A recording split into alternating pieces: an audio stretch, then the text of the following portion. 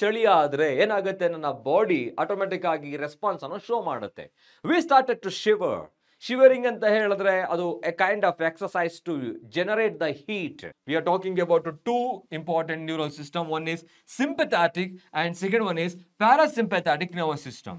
So previously they have asked this question in the year 2020. Impulses, transmission of impulses. So ಇಲ್ಲಿ ಒಂದು question 2022 ಅಲ್ಲಿ ಕೇಳಿದ್ದಾರೆ. ಯಾವ question ಅಂತ ನೋಡೋಣ ಇವಾಗ. ಹಾಯ್ ಹಲೋ ಎವ್ರಿವಾನ್, ನಮಸ್ಕಾರ ಎಲ್ರಿಗೂ. ಹೇಗಿದ್ದೀರಾ ಎಲ್ಲರೂ ಕೂಡ ಚೆನ್ನಾಗಿದ್ದೀರಾ ಅಂತ ಅನ್ಕೊಂಡಿದ್ದೀನಿ. Welcome back. So we are discussing about NCERT line by line of all your zoology chapters, class 11 and class 12. So NCERT text book ನ ಲೈನ್ ಬೈ ಲೈನ್ ಓದೋದು ತುಂಬಾ ಯೂಸ್ಫುಲ್ ಆಗುತ್ತೆ, especially for your NEET exam.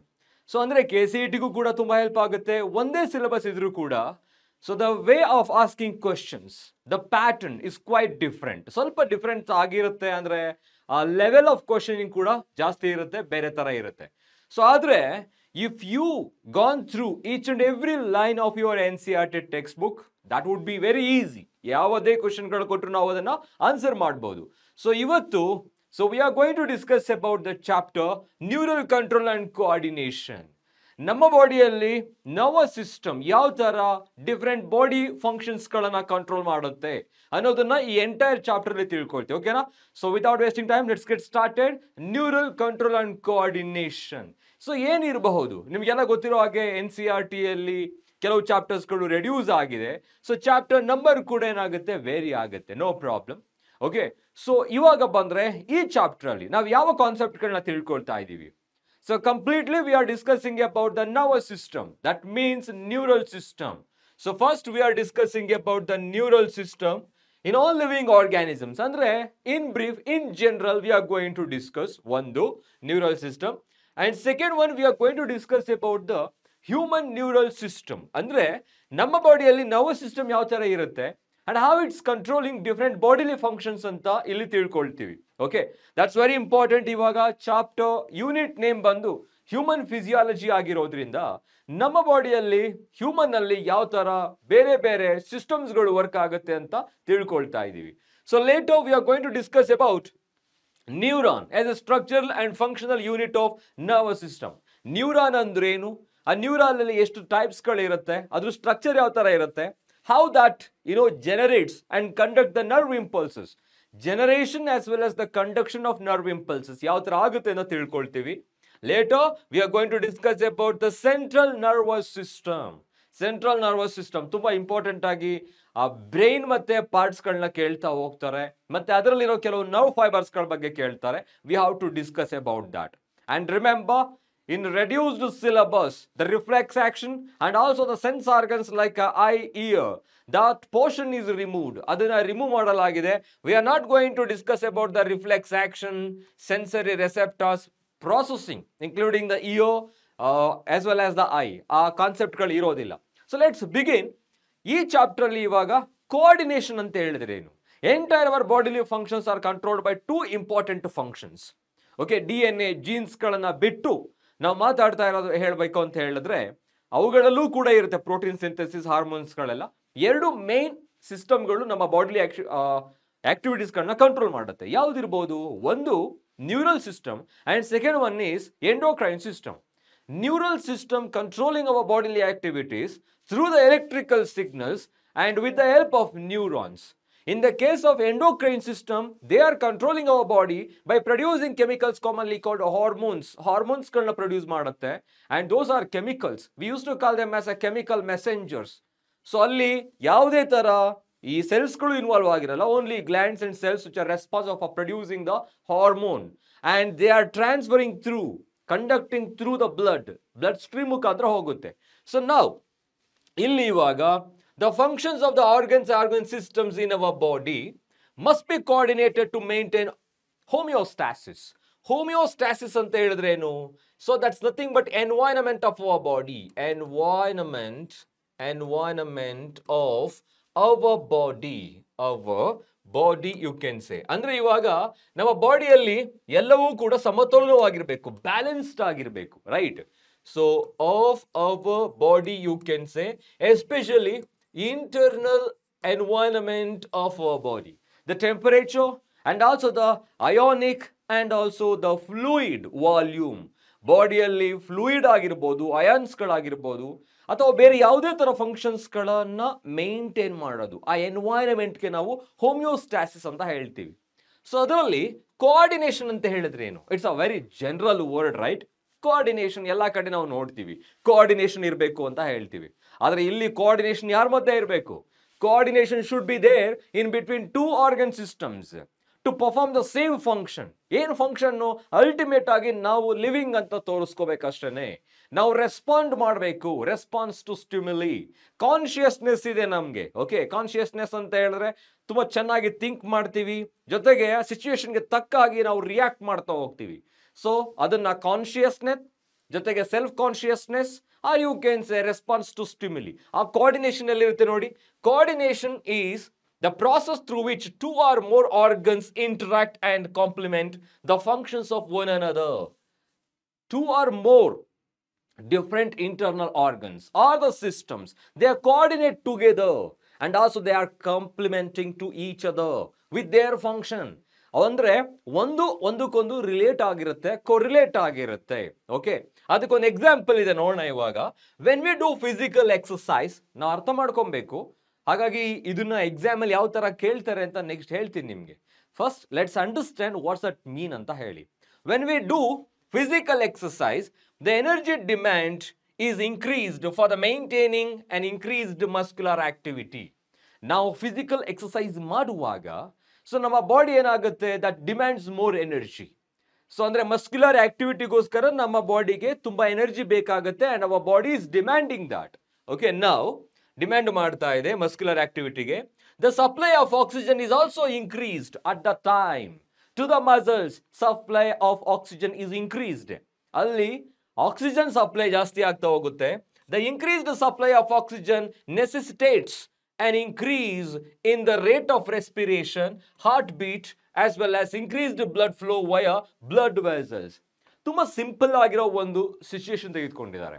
Physical exercise ಮಾಡ್ತಾ ಇದ್ದೀವಿ, or you are just running. ತುಂಬಾನೇ ನಾವು run ಮಾಡ್ತಿರ್ತೀವಿ, brisk walk ಮಾಡ್ತಾ ಇರ್ತೀವಿ ಅಂತ ತಿಳ್ಕೊಳ್ಳೋಣ. ಇವೆಲ್ಲವೂ ಕೂಡ ಫಿಸಿಕಲ್ ಆಕ್ಟಿವಿಟೀಸ್ಗಳು. ನಾವು our body demands more energy for the muscular activity. At the time see ಮಸಲ್ಸ್ಗಳಿಗೆ ಇವಾಗ ಆಕ್ಸಿಜನ್ ಬೇಕು, ಎನರ್ಜಿ ಬೇಕು.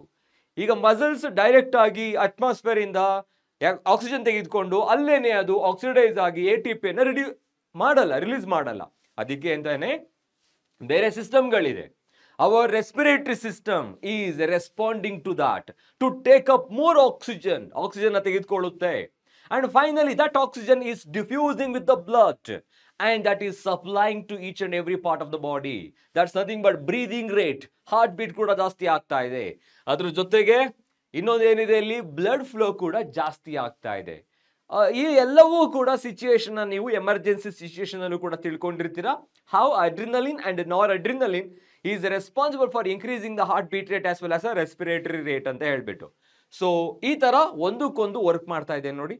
Respiratory system, circulatory system, muscular system, and also skeletal systems all are working together. So ಒಂದು function locomotion ಮಾಡ್ಬೇಕು ಇವಾಗ, ಆ ಒಂದು ಫಂಕ್ಷನ್ಗೆ ಎಲ್ಲವೂ ಕೂಡ ವರ್ಕ್ ಆಗ್ತಾ ಇರುತ್ತೆ. ಇದೇ coordination. When physical exercise is stop ಆದಾಗ the activities of nerves, lungs, heart and kidney gradually return to their normal conditions. Normal ಕಂಡೀಷನ್ಗೆ ಬರುತ್ತೆ. ಇಲ್ಲಿ ಎರಡು ಕಂಡೀಷನ್ಗಳನ್ನ ನೋಡ್ತಾ ಇದ್ದೀವಿ. ಒಂದು, at a particular situation all these activities are increased, ಎಲ್ಲವೂ ಕೂಡ ಜಾಸ್ತಿ ಆಗಿತ್ತು. ಇನ್ನೊಂದು ಕಂಡೀಷನ್ ಅಲ್ಲಿ after some time, so within few minutes ಏನಾಗುತ್ತೆ, all these processes activities so come back to their original normal condition, increased and decreased. ಇಲ್ಲಿ ಎರಡು ತರ ಆಪೋಸಿಟ್ ಆಗಿರೋ ಫಂಕ್ಷನ್ ನೋಡ್ತಾ ಇದ್ದೀವಿ. ಇದನ್ನ ಕಂಟ್ರೋಲ್ ಮಾಡೋದು ಮತ್ತೊಂದು autonomic nervous system called parasympathetic nervous system and sympathetic nervous system. ಅದನ್ನು ತಿಳ್ಕೊಳ್ಳೋಣ. ಅದನ್ನ ಇಲ್ಲಿ ಲೈಟ್ ಆಗಿ ಜನರಲೈಸ್ ಮಾಡಿ ಕೊಟ್ಟಿದ್ದಾರೆ. ನಾವು ಅದು ಸ್ಪೆಸಿಫಿಕ್ ಆಗಿ ನೆಕ್ಸ್ಟ್ ಸ್ಲೈಡ್ಗಳಲ್ಲಿ ತಿಳ್ಕೊಳ್ತೀವಿ. ನಾರ್ಮಲ್ ಕಂಡೀಷನ್ ಬರುತ್ತೆ. Thus the functions of the muscles, lungs, heart and blood vessels, kidney and other organs are coordinated while performing the physical exercise. ಈ ಎಲ್ಲ ಡಿಫರೆಂಟ್ ಆರ್ಗನ್ಸ್ಗಳು, ಆರ್ಗನ್ ಸಿಸ್ಟಮ್ಗಳು ಕೋಆರ್ಡಿನೇಟ್ ಆಗಿದೆ while we are doing some function or the different situations. Okay, next In our body, the neural system and the endocrine system, as I have told you, ಎರಡು ಸಿಸ್ಟಮ್ಗಳಿರುತ್ತೆ ಅಂತ ಹೇಳ್ಬಿಟ್ಟು, ಅದರಲ್ಲಿ ಒಂದು we have already know and we are going to discuss that in this chapter. So ಅಂತ ಹೇಳಿದ್ರೆ neural system ಆಗಿರುತ್ತೆ, and second one is the endocrine system. Jointly coordinate and integrate all the activities of the organs so that they function in a synchronized fashion. Synchronized fashion ಅಲ್ಲಿ ಅಂದ್ರೆ harmony ಒಂದು ಇರುತ್ತೆ ಅದರಲ್ಲಿ. Harmony ಅಂತ ಹೇಳಿದ್ರೆ ಒಂದಕ್ಕೊಂದು ಅರ್ಥ ಮಾಡ್ಕೊಂಡು ಬದುಕೋದು ಅಂತ. ನಮ್ಮ ಬಾಡಿಯಲ್ಲಿ ಈಗ ಎಲ್ಲ ಬಾಡಿ, ಈಗ ಕೆಲವು ಒಂದು ವರ್ಡ್ ಕೇಳಿರ್ತೀರಾ, ಆಟೋ ಇಮ್ಯೂನ್ ಡಿಸಾರ್ಡರ್ ಅಂತ ಹೇಳ್ಬಿಟ್ಟು. ಆಟೋ ಇಮ್ಯುನಿಟಿ ಅಂದ್ರೆ our body cells are not able to recognise our own body cells. They are not able to identify the self and non self ಸೆಲ್ಸ್ಗಳು. ಸೊ ಅವಾಗ ಏನಾಗುತ್ತೆ, they started to attack our own body cells. Attack ಮಾಡುತ್ತೆ, ಅದು ಒಂದು disorder. ಆದರೆ ನಮ್ಮಲ್ಲಿ ಬೇರೆ ಎಲ್ಲಾ ತರದ ಆರ್ಗನ್ಸ್ಗಳು, ಆರ್ಗನ್ ಸಿಸ್ಟಮ್ಗಳು ಒಂದಕ್ಕೊಂದು ಅರ್ಥ ಮಾಡ್ಕೊಂಡಿದೆ. They are working in a synchronised fashion. ಅದನ್ನೇ ಹಾರ್ಮನಿ ಅಂತ ಹೇಳೋದು. ಆ ವರ್ಕ್ ಆಗಬೇಕು ಅಂತ ಹೇಳಿದ್ರೆ ಎರಡು ಸಿಸ್ಟಮ್ಗಳು ತುಂಬಾ ಇಂಪಾರ್ಟೆಂಟ್ ಆಗುತ್ತೆ, neural system as well as endocrine system. Next, the neural system provides organized network of point-to-point connections for the quick coordination. Quick coordination. Within a fraction of a second, we are showing the response towards the stimuli. ಹೌದಾ? ಅಂದ್ರೆ ಈಗ ನನಗೆ ಒಂದು ಸ್ವಲ್ಪ ಮಟ್ಟಿಗೆ ಚಳಿ ಆದ್ರೆ ಏನಾಗುತ್ತೆ, ನನ್ನ ಬಾಡಿ ಆಟೋಮೆಟಿಕ್ ಆಗಿ ರೆಸ್ಪಾನ್ಸ್ ಅನ್ನು ಶೋ ಮಾಡುತ್ತೆ. We started to shiver. Shivering ಅಂತ ಹೇಳಿದ್ರೆ ಅದು a kind of exercise to generate the heat, to compensate the heat inside our body. ಹೊರಗಡೆ ಟೆಂಪರೇಚರ್ ಕಡಿಮೆ ಆಯಿತು, ನನ್ನ ಬಾಡಿ ಟೆಂಪರೇಚರ್ ಅದು ಕಾಂಪನ್ಸೇಟ್ ಮಾಡಬೇಕು to maintain the constant body temperature. Likewise when you step on a thorn, ಒಂದು ಮುಳ್ಳಿನ ಮೇಲೆ ಕಾಲಿಟ್ಟಾಗ again suddenly we are going to which draw hour leg, so away from the thorn. ಕಾಲನ್ನ ತುಂಬಾನೇ quick ಆಗಿ ಹೇಳ್ಕೊಂಡ್ಬಿಡ್ತೀವಿ. Reflex action ಇದೆ, ಅದು reflex action ಆಗಿರಲಿ ಅಥವಾ ಕಾನ್ಶಿಯಸ್ ರೆಸ್ಪಾನ್ಸ್ ಆಗಿರಲಿ, ಎಲ್ಲವೂ ಕೂಡ ಕಂಟ್ರೋಲ್ ಆಗೋದು ಸೆಂಟ್ರಲ್ ನರ್ವಸ್ ಸಿಸ್ಟಮ್ ಅಥವಾ ನ್ಯೂರಲ್ ಸಿಸ್ಟಮ್ ಇಂದಾನೆ. ಸೊ ಈಗ ಯಾವ ವರ್ಡ್ ಅನ್ನ ಎಕ್ಸ್ಪೆಕ್ಟ್ ಮಾಡ್ತಾ ಇದೀವಿ ಅಂತ ಹೇಳಿದ್ರೆ, ಕ್ವಿಕ್ ಕೋಆರ್ಡಿನೇಷನ್ ಆಗೋದಿಕ್ಕೆ ಸಹಾಯ ಮಾಡೋದು ನರ್ವಸ್ ಸಿಸ್ಟಮ್ ಆಗಿರುತ್ತೆ. Next, the endocrine system. ಒಂದು ಇಲ್ಲಿ ನ್ಯೂರಲ್ ಸಿಸ್ಟಮ್ ಬಗ್ಗೆ ಮಾತಾಡ್ತಾ ಇದೀವಿ, ಕ್ವಿಕ್ ರೆಸ್ಪಾನ್ಸ್ ಅಂತ. ಇನ್ನೊಂದು, the endocrine system provides the chemical integration. So neural system ಅಲ್ಲಿ ನ್ಯೂರಾನ್ಸ್ಗಳಿರುತ್ತೆ. They are responsible for carrying the signals in the form of electric way or electrical signals ಅನ್ನ ಕ್ಯಾರಿ ಮಾಡುತ್ತೆ. But ಇಲ್ಲಿ ಆ ತರ ಆಗಲ್ಲ. Endocrine systems are having, they are able to produce some chemicals called hormones. So chemical integration irutte through hormones. Hormones kanna secrete ಮಾಡೋದ್ರ ಮುಖಾಂತರ. So later in this chapter we are going to discuss about all these things. ಅಂದ್ರೆ ಯಾವ ತರ ಅದು pass ಆಗುತ್ತೆ, signals ಗಳು ಯಾವ ತರ ಕಂಡಕ್ಟ್ ಆಗುತ್ತೆ. ಸಿನಾಪ್ಸ್ ಅಂತ ಹೇಳಿದ್ರೆ ಏನು, ಆ ಸಿನಾಪ್ಸ್ ಕೆಮಿಕಲ್ ಕೋಆರ್ಡಿನೇಷನ್ ಅಲ್ಲಿ ಗ್ಯಾಪ್ ಇರುತ್ತಾ ಇರಲ್ವಾ, ಅಥವಾ ಗ್ಯಾಪ್ ಇದ್ರೆ ಎಷ್ಟು ಇರುತ್ತೆ, ಆ ಒಂದು ಕೆಮಿಕಲ್ಸ್ ಗಳಿಗೆ ಏನಂತ ಹೇಳ್ತೀವಿ, ನ್ಯೂರೋ ಟ್ರಾನ್ಸ್ಮಿಟರ್ಸ್ ಗಳ ಬಗ್ಗೆ ಎಲ್ಲವನ್ನೂ ಕೂಡ ಡಯಾಗ್ರಾಮ್ ಬೇಸ್ಡ್ ಇವಾಗ ತಿಳ್ಕೊಳ್ತಾ ಹೋಗ್ತೀವಿ. ಸೊ ಹಿಯರ್ ಕೆಲವು ವರ್ಡ್ಗಳಿದೆ. Mechanism of neural coordination like transmission of nerve impulses, impulse conduction across the synapse. Synapse is a junction between the two neuron ಅಥವಾ ಎರಡು ಅಥವಾ ಅದು ರೆಸೆಪ್ಟಾರ್ ಆಗಿರ್ಬೋದು, ಎಫೆಕ್ಟಾರ್ ಆಗಿರ್ಬೋದು, ಮತ್ತೆ ನ್ಯೂರಾನ್ ಗ್ಯಾಪ್ ಇದೆಯಲ್ಲ ಆ ಜಂಕ್ಷನ್, ಅದಕ್ಕೆ ಸಿನಾಪ್ಸ್ ಅಂತ ಹೇಳ್ತೀವಿ. ಸೊ ಅದ್ರ ಬಗ್ಗೆ ಕಂಪ್ಲೀಟ್ ಆಗಿ ಈ ಚಾಪ್ಟರ್ ತಿಳ್ಕೊಳ್ತಾ ಹೋಗ್ತೀವಿ. ಓಕೆನಾ? Yes, here it is the very first concept is the neural system. ಏನಿರಬಹುದು ನ್ಯೂರಲ್ ಸಿಸ್ಟಮ್, ನಮ್ಮ ಬಾಡಿಯಲ್ಲಿ ಯಾವ ತರ ಇರುತ್ತೆ, ಯಾವ ಪಾರ್ಟ್ಸ್ ಇರುತ್ತೆ, ಫಸ್ಟ್ ತಿಳ್ಕೊಳ್ಳೋಣ. Neural system of all animals is composed of highly specialized cells. So those are called neurons. So ivaga namma bodiyalli, not only in human beings, not only in mammals, in most of organisms ellavu kuda enagirutte neurons are present. We can call them as functional unit. Functional unit of what? Nervous system or neural system. Okay, all living organisms are composed of highly specialized cells. Excitable cells are commonly called neurons, which can detect, receive and transmit different kinds of stimuli. ಮೂರು word ಇದೆ ಇಲ್ಲಿ. ಏನದು?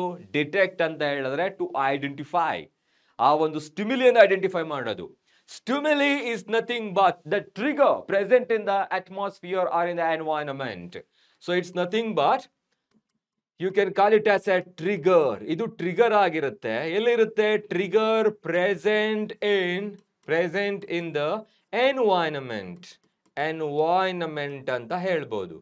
As I have already given, ಅದು chemicals ಆಗಿರ್ಬೋದು. Allergy ಆದಾಗ ಒಂದು ಕೆಮಿಕಲ್ಸ್ಗಳು ನಮ್ಮ ಕೈ ಮೇಲೆ ಬೀಳ್ಬಹುದು, ಅಥವಾ ಒಂದು ಇಂಜೆಕ್ಟ್ ಆಗ್ಬೋದು, ಡಸ್ಟ್ ಆಗಿರಬಹುದು.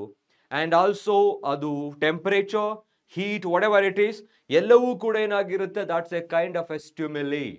ಆ ಸ್ಟಿಮ್ಯುಲಿಯನ್ನ ಡಿಟೆಕ್ಟ್ ಮಾಡಿ, ನಂತರ ರಿಸೀವ್ ಮಾಡಿ, ಫೈನಲಿ ಟ್ರಾನ್ಸ್ಪೋರ್ಟ್ ಮಾಡೋದು ಎಲ್ಲವೂ ಕೂಡ ನ್ಯೂರಾನ್ ಕೆಲಸ ಆಗಿರುತ್ತೆ. ರಿಸೀವ್ ಮಾಡ್ತಾ ಇರೋದು ಸೆನ್ಸರಿ ನ್ಯೂರಾನ್ಸ್. ಅದನ್ನು ಕಂಡಕ್ಟ್ ಮಾಡ್ತಾ ಇರೋದು ಎರಡು ತರ ನ್ಯೂರಾನ್ಸ್ಗಳು, ಸೆನ್ಸರಿ ಮತ್ತೆ ಮೋಟಾರ್ ನ್ಯೂರಾನ್. ಸೆನ್ಸರಿ ನ್ಯೂರಾನ್ಸ್ಗಳು ಆ ಮೆಸೇಜ್ ಅನ್ನ, ಇಂಪಲ್ಸ್ ಅನ್ನ ಕ್ಯಾರಿ ಮಾಡಿದ್ರೆ, ಮೋಟಾರ್ ನ್ಯೂರಾನ್ಗಳು ರೆಸ್ಪಾನ್ಸ್ ಅನ್ನ ಕ್ಯಾರಿ ಮಾಡುತ್ತೆ. ಫ್ರಮ್ ವೇರ್ ಟು ವೇರ್ ಅಂತ ಇಲ್ಲಿ ತಿಳ್ಕೊಳ್ಳೋಣ ಇವಾಗ, ಓಕೆನಾ? So neurons are responsible for detecting, receiving and transmitting different kinds of stimuli are a kind of responses, a kind of triggers present in the environment irodu. Next, the neural organizations is very simple in lower invertebrates. Lower invertebrates ಗಳಲ್ಲಿ ತುಂಬಾ simple ಆಗಿರೋ neural ಸಿಸ್ಟಮ್ಗಳನ್ನ ನೋಡ್ತೀರಾ ನೀವು. When it comes to porifera, coelenterata, ctenophora, ಅವೆಲ್ಲವೂ ಕೂಡ ನಿಮ್ಗೆ order ಗೊತ್ತಿದ್ರೆ ಅವುಗಳಲ್ಲಿ ಯಾವ ತರ ಆರ್ಗನೈಸೇಷನ್ ಇರುತ್ತೆ, ಸೆಲ್ಯುಲಾರ್ ಲೆವೆಲ್ ಇರುತ್ತಾ, organ level, organ system level of organisation ಇರುತ್ತಾ ಅಂತ ಗೊತ್ತಿರಬೇಕು ನಿಮಗೆ. ಅವುಗಳಲ್ಲಿ ಕೆಲವುಗಳಲ್ಲಿ ನರ್ವಸ್ ಸಿಸ್ಟಮ್ ಇಲ್ಲದೆ ಇರಬಹುದು, only few cells. So group of nerve cells, ganglia are present. ಇನ್ನು ಕೆಲವು ಸೆಲ್ಸ್ಗಳಲ್ಲಿ, ಕೆಲವು ಆರ್ಗಾನಿಸಮ್ಸ್ಗಳಲ್ಲಿ ಆರ್ಗನೈಸ್ ಆಗಿ ಆರ್ಗನ್ ಸಿಸ್ಟಮ್ ಆಗಿರುತ್ತೆ. ಓಕೆ, ಸೊ ಅದನ್ನ ತಿಳ್ಕೊಳ್ಳೋಣ ಇವಾಗ. ಲೋಯರ್ ವರ್ಟಿಬ್ರೇಟ್ಸ್ಗಳಲ್ಲಿ, ಇನ್ವರ್ಟಿಬ್ರೇಟ್ಸ್ಗಳಲ್ಲಿ ಸೊ ಸಿಂಪಲ್ ಆಗಿರೋ ನ್ಯೂರಲ್ ಆರ್ಗನೈಸೇಷನ್ ಇರುತ್ತೆ. For example, hydra comes under Coelenterata. Hydra comes under Coelenterata, the second phylum that you have discussed under the Invertebrata. It is composed of network of neurons. Ali just network of neurons irutte. Okay, that is not yet composed to form a brain or the spinal cord. Just a group of or a network of neurons. The neural system is better organized in insects. Insects ಗಳಲ್ಲಿ ನಾವು ನೋಡಿರ್ತೀವಿ the neural system, nerve ring ಎಲ್ಲಿ ಇರುತ್ತೆ common ಆಗಿ, ಅಲ್ಲಿ ganglion ಸೆಲ್ಸ್ಗಳಾಗಿರ್ಬೋದು. ಜೊತೆಗೆ we know that a bit of nervous system present in the head region and they are able to survive so if without head for about 9 to 10 days. ಯಾಕೆ ಅಂತ ಹೇಳಿದ್ರೆ ಅವುಗಳಲ್ಲಿ ನರ್ವಸ್ ಸಿಸ್ಟಮ್ ಇರುತ್ತೆ, ಆದರೆ just a bit of nervous system present in the head ಅಂತ. Nervous system ಇರುತ್ತೆ, ಸ್ವಲ್ಪ ಮಟ್ಟಿಗೆ ಆರ್ಗನೈಸ್ಡ್ ಕೂಡ ಆಗಿರುತ್ತೆ ಇನ್ಸೆಕ್ಟ್ಸ್ಗಳಲ್ಲಿ, ಆರ್ಥ್ರೋಪೋಡಗಳಲ್ಲಿ. Next, where a brain is present along with a number of ganglia. Ganglia is nothing but group of neurons. Group of neurons jotege, mass of neurons jotege, neural tissue jotege. So there is a brain is present along with the number of ganglia irutte. Next, the vertebrates have a more developed neural system. Vertebrates ಗಳಲ್ಲಿ including ಯಾವ್ದಾಗಿರ್ಬೋದು, vertebrates ಅಂತ ಬಂದಾಗ ಫಿಶಸ್ಗಳಾಗ್ಬೋದು. Okay, ಅದರಲ್ಲೂ ಕೂಡ ಎರಡು ತರ ನೋಡ್ತೀವಿ ನಾವು, pieces ಮತ್ತೆ ಟೆಟ್ರಾಪೋಡ್ಸ್ ಅಂತ ಹೇಳಿ. Fishes, amphibians, reptiles, aves and ಮ್ಯಾಮಲ್ಸ್ಗಳಲ್ಲಿ ತುಂಬಾನೇ ಡೆವಲಪ್ಡ್ ಆಗಿರೋ nervous system. Also composed of cranial nerves as well as spinal nerves, ಎಲ್ಲವೂ ಕೂಡ ಇರುತ್ತೆ. ತಿಳ್ಕೊಳ್ಳೋಣ ಇವಾಗ ಯಾವ್ಯಾವ ತರ ಇರುತ್ತೆ ಅಂತ ಹೇಳ್ಬಿಟ್ಟು. Now we are talking about the division. We are talking about the what division of human nervous system or neural system. Division ಬಗ್ಗೆ ತಿಳ್ಕೊಳ್ತಾ ಇದ್ದೀವಿ. ಎಷ್ಟು ಡಿವಿಷನ್ ಇದೆ ಅಂತ ಹೇಳಿ. The human neural system is divided into 2 parts. 2 ಪಾರ್ಟ್ಸ್ಗಳಿದೆ. You can write it as 3 parts as well. ಆದರೆ ಬರೆಯುವಾಗ ಆರ್ಗನೈಸ್ಡ್ ಆಗಿರಬೇಕು, ಅದಕ್ಕೆ ಇಲ್ಲಿ 2 ಅಂತ ಕೊಟ್ಟಿದ್ದಾರೆ. ಒಂದು central nervous system also known as CNS, and second one peripheral nervous system also known as PNS. We can easily remember those names. ಎಲ್ಲಿದೆ ಅಂತ ಗೊತ್ತಾದ್ರೆ ನೆನಪಾಗ್ಬಿಡುತ್ತೆ. ಅದು ಏನದು? Central nervous system. So this is the neural system present in the central axis of our body. ನಮ್ಮ central Axis ಅಲ್ಲಿ ಇರುತ್ತೆ. Example, brain and spinal card. Brain and spinal card ಅದು central Axis ಅಲ್ಲಿ ಇರೋದು. Peripheral nervous system present in the peripheral region of our body. Peripheral region ಅಲ್ಲಿ ಕಂಡು ಬರುತ್ತೆ. And they are connecting to each and every vital organ of our body. Vital organs ಗಳಿಗೆ, parts ಗಳಿಗೆ ಅದು connect ಆಗುತ್ತೆ. So ಇದರಲ್ಲಿ central nervous system include the brain and spinal cord. ಇದರಲ್ಲಿ ನಾವು ಬ್ರೈನ್ ಮತ್ತೆ ಸ್ಪೈನಲ್ ಕಾರ್ಡ್ ಅನ್ನ ನೋಡಬಹುದು. ಯಾವುದರಲ್ಲಿ? ಸೆಂಟ್ರಲ್ ನರ್ವಸ್ ಸಿಸ್ಟಮ್ ಅಲ್ಲಿ, present in the central axis of our body, and is the site of information processing and control. Commanding system ಅಂತ ಏನು ಹೇಳ್ತೀವಿ, ಪ್ರಾಸೆಸಿಂಗ್ ಆಗೋದು ಮತ್ತೆ ಕಂಟ್ರೋಲ್ ಮಾಡೋದು ಎರಡಕ್ಕೂ ಕೂಡ ಹೆಲ್ಪ್ ಮಾಡೋದು ಈ central nervous system. So what R this? The central nervous system is the site of information processing and control. ನಮ್ಮ ಬಾಡಿಲಿ ಫಂಕ್ಷನ್ಸ್ಗಳನ್ನ ಕಂಟ್ರೋಲ್ ಮಾಡೋದು, ಆಕ್ಟಿವಿಟೀಸ್ಗಳನ್ನ ಕಂಟ್ರೋಲ್ ಮಾಡೋದು, ಅದ್ರ ಜೊತೆಗೆ ಇನ್ಫಾರ್ಮೇಶನ್ಗಳನ್ನ ಪ್ರಾಸೆಸ್ ಮಾಡೋದು ಈ ಸೆಂಟ್ರಲ್ ನರ್ವಸ್ ಸಿಸ್ಟಮ್ ಆಗಿರುತ್ತೆ. What is that information? We know that the information which we are acquiring through the sense organs are commonly called memory. Okay, memory ಅಂದ್ರೆ ಏನು ಹಾಗಿದ್ರೆ? ಮೆಮೊರಿ ಅಂತ ಹೇಳಿದ್ರೆ ಎಲ್ಲ ಇನ್ಫಾರ್ಮೇಶನ್ಗಳು ಮೆಮೊರಿ ಅಲ್ಲ. So the information that is stored in your brain, that is memory. ಇಲ್ವೇ ಇಲ್ಲ ಅಂದ್ರೆ ಅದನ್ನ ಹೇಗೆ ಮೆಮೊರಿ ಅಂತ ಹೇಳೋಕ್ಕಾಗುತ್ತೆ? ಓಕೆನಾ? So all the information which is gained through the sense organs stored in cerebral cells, store ಆಗಿರೋದು, and we are going to utilise that whenever we want. ಯಾವಾಗ ಬೇಕಾದ್ರೂ ಯುಟಿಲೈಸ್ ಆದರೆ ಅದನ್ನ ಮೆಮೊರಿ ಅಂತ ಹೇಳ್ತೀವಿ.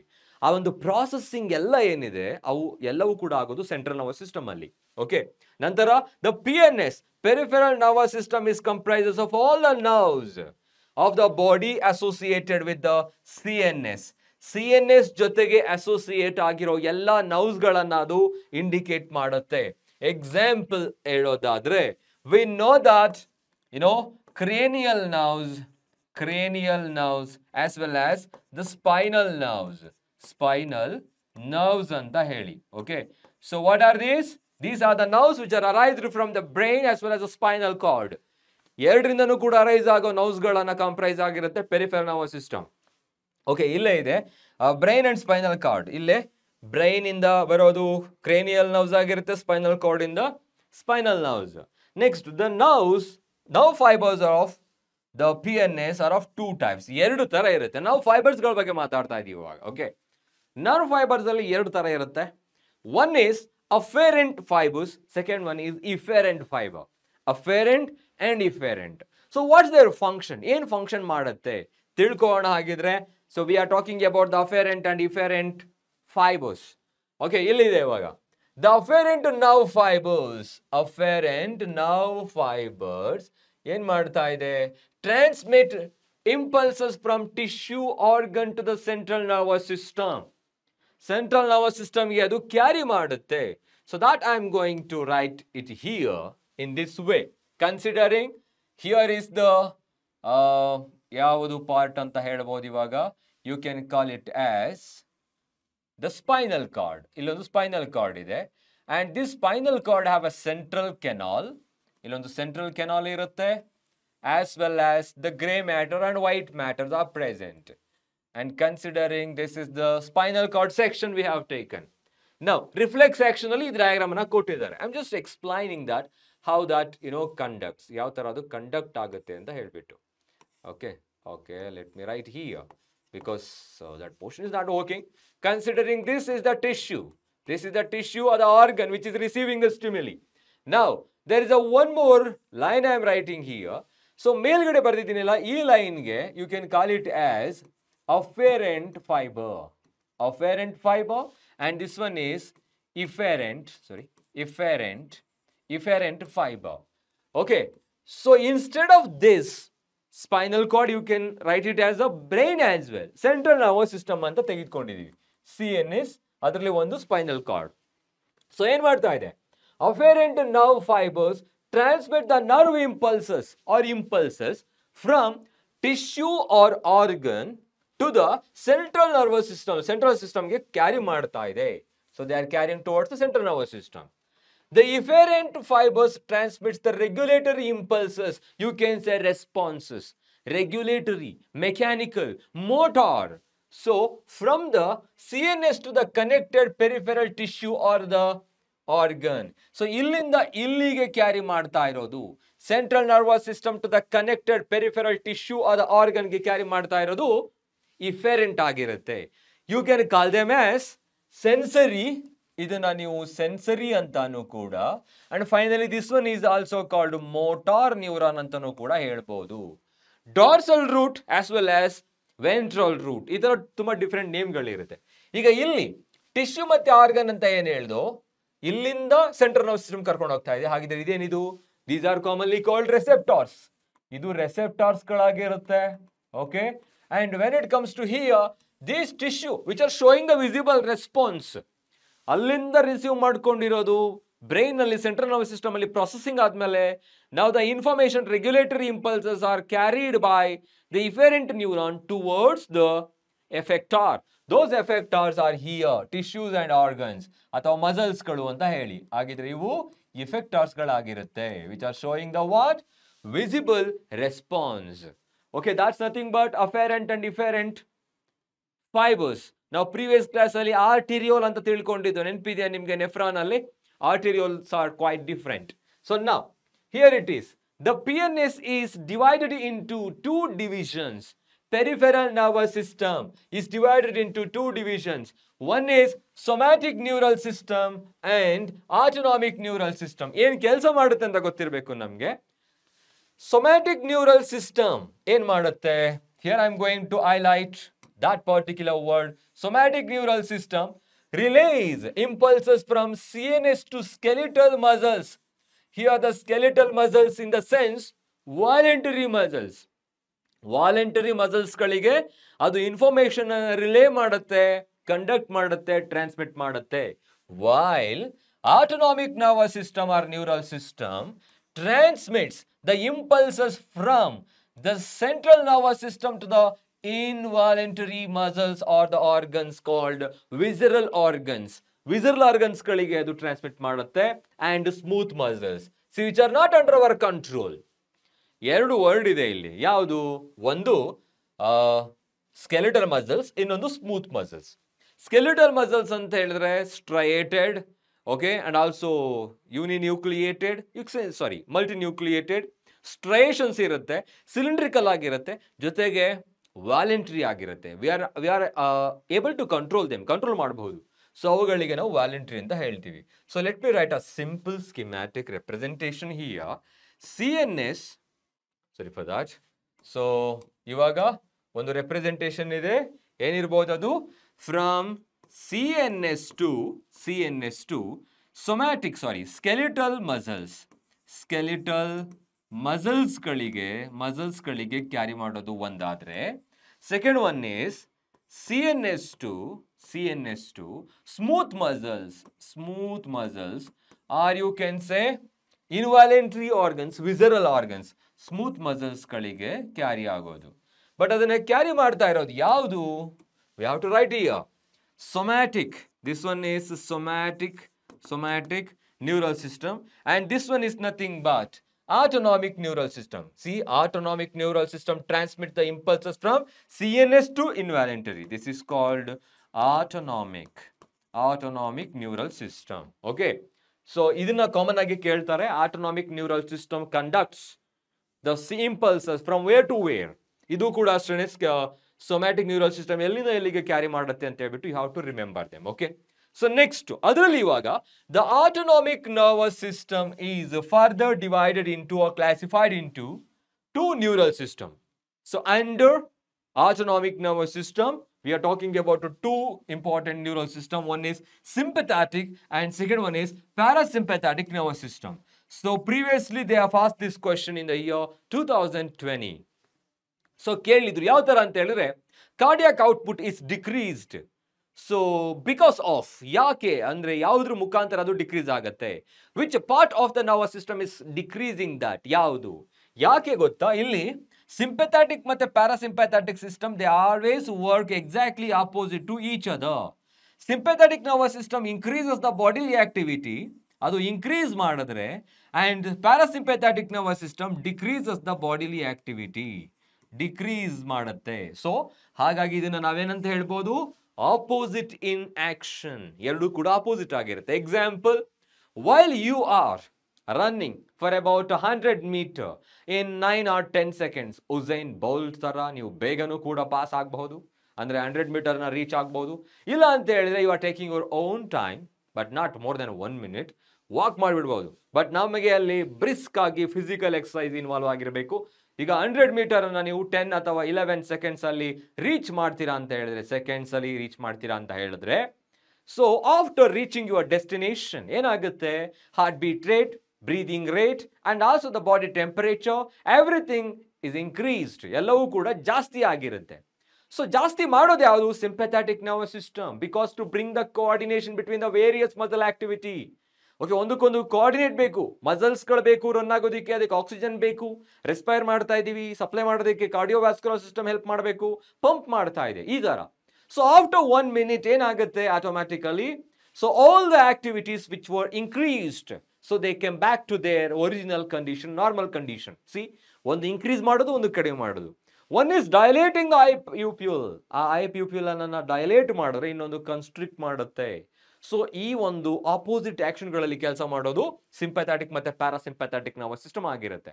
So it is just a classification. What you have to remember here, classification ಅಂತ ಬಂದಾಗ ಒಂದು central nervous system, second one is peripheral nervous system. Central nervous system ಕೆಲಸ ಏನಂತ ಹೇಳಿದ್ರೆ, ಸೊ ಪ್ರಾಸೆಸಿಂಗ್ ಮಾಡುತ್ತೆ, ಜೊತೆಗೆ ಕಂಟ್ರೋಲ್ ಮಾಡುತ್ತೆ, ಇನ್ಫಾರ್ಮೇಶನ್ ಪ್ರಾಸೆಸಿಂಗ್ ಅಂಡ್ ಕಂಟ್ರೋಲಿಂಗ್. ಜೊತೆಗೆ ಪೆರಿಫೆರಲ್ ನರ್ವಸ್ ಸಿಸ್ಟಮ್ ಇಂದ ಏನ್ ಮಾಡೋದು, ಅದರಿಂದ ಮೇನ್ ಆಗಿ ಇಂಪಾರ್ಟೆಂಟ್ ಆಗಿ 2 ತರ ನರ್ವ್ ಫೈಬರ್ಸ್ಗಳನ್ನ ನಾವು ನೋಡ್ಬೋದು, cranial nerves, spinal nerves and afferent and efferent fibers. I have already told you here. CNS2 skeletal muscles ಮಾಡೋದು ಇದು ಬೇರೆ, ಬಟ್ ಇಲ್ಲಿ ನಾನು ಹೇಳಿದ್ ನಿಮಗೆ ಸೆನ್ಸರಿ ಮತ್ತೆ ಮೋಟಾರ್ ನ್ಯೂರಾನ್ ಅಂತ ತಿಳ್ಕೊಬಹುದು ಇದನ್ನ. ಅದಾದ್ಮೇಲೆ so here we have classified somatic nerve, PNS into 2.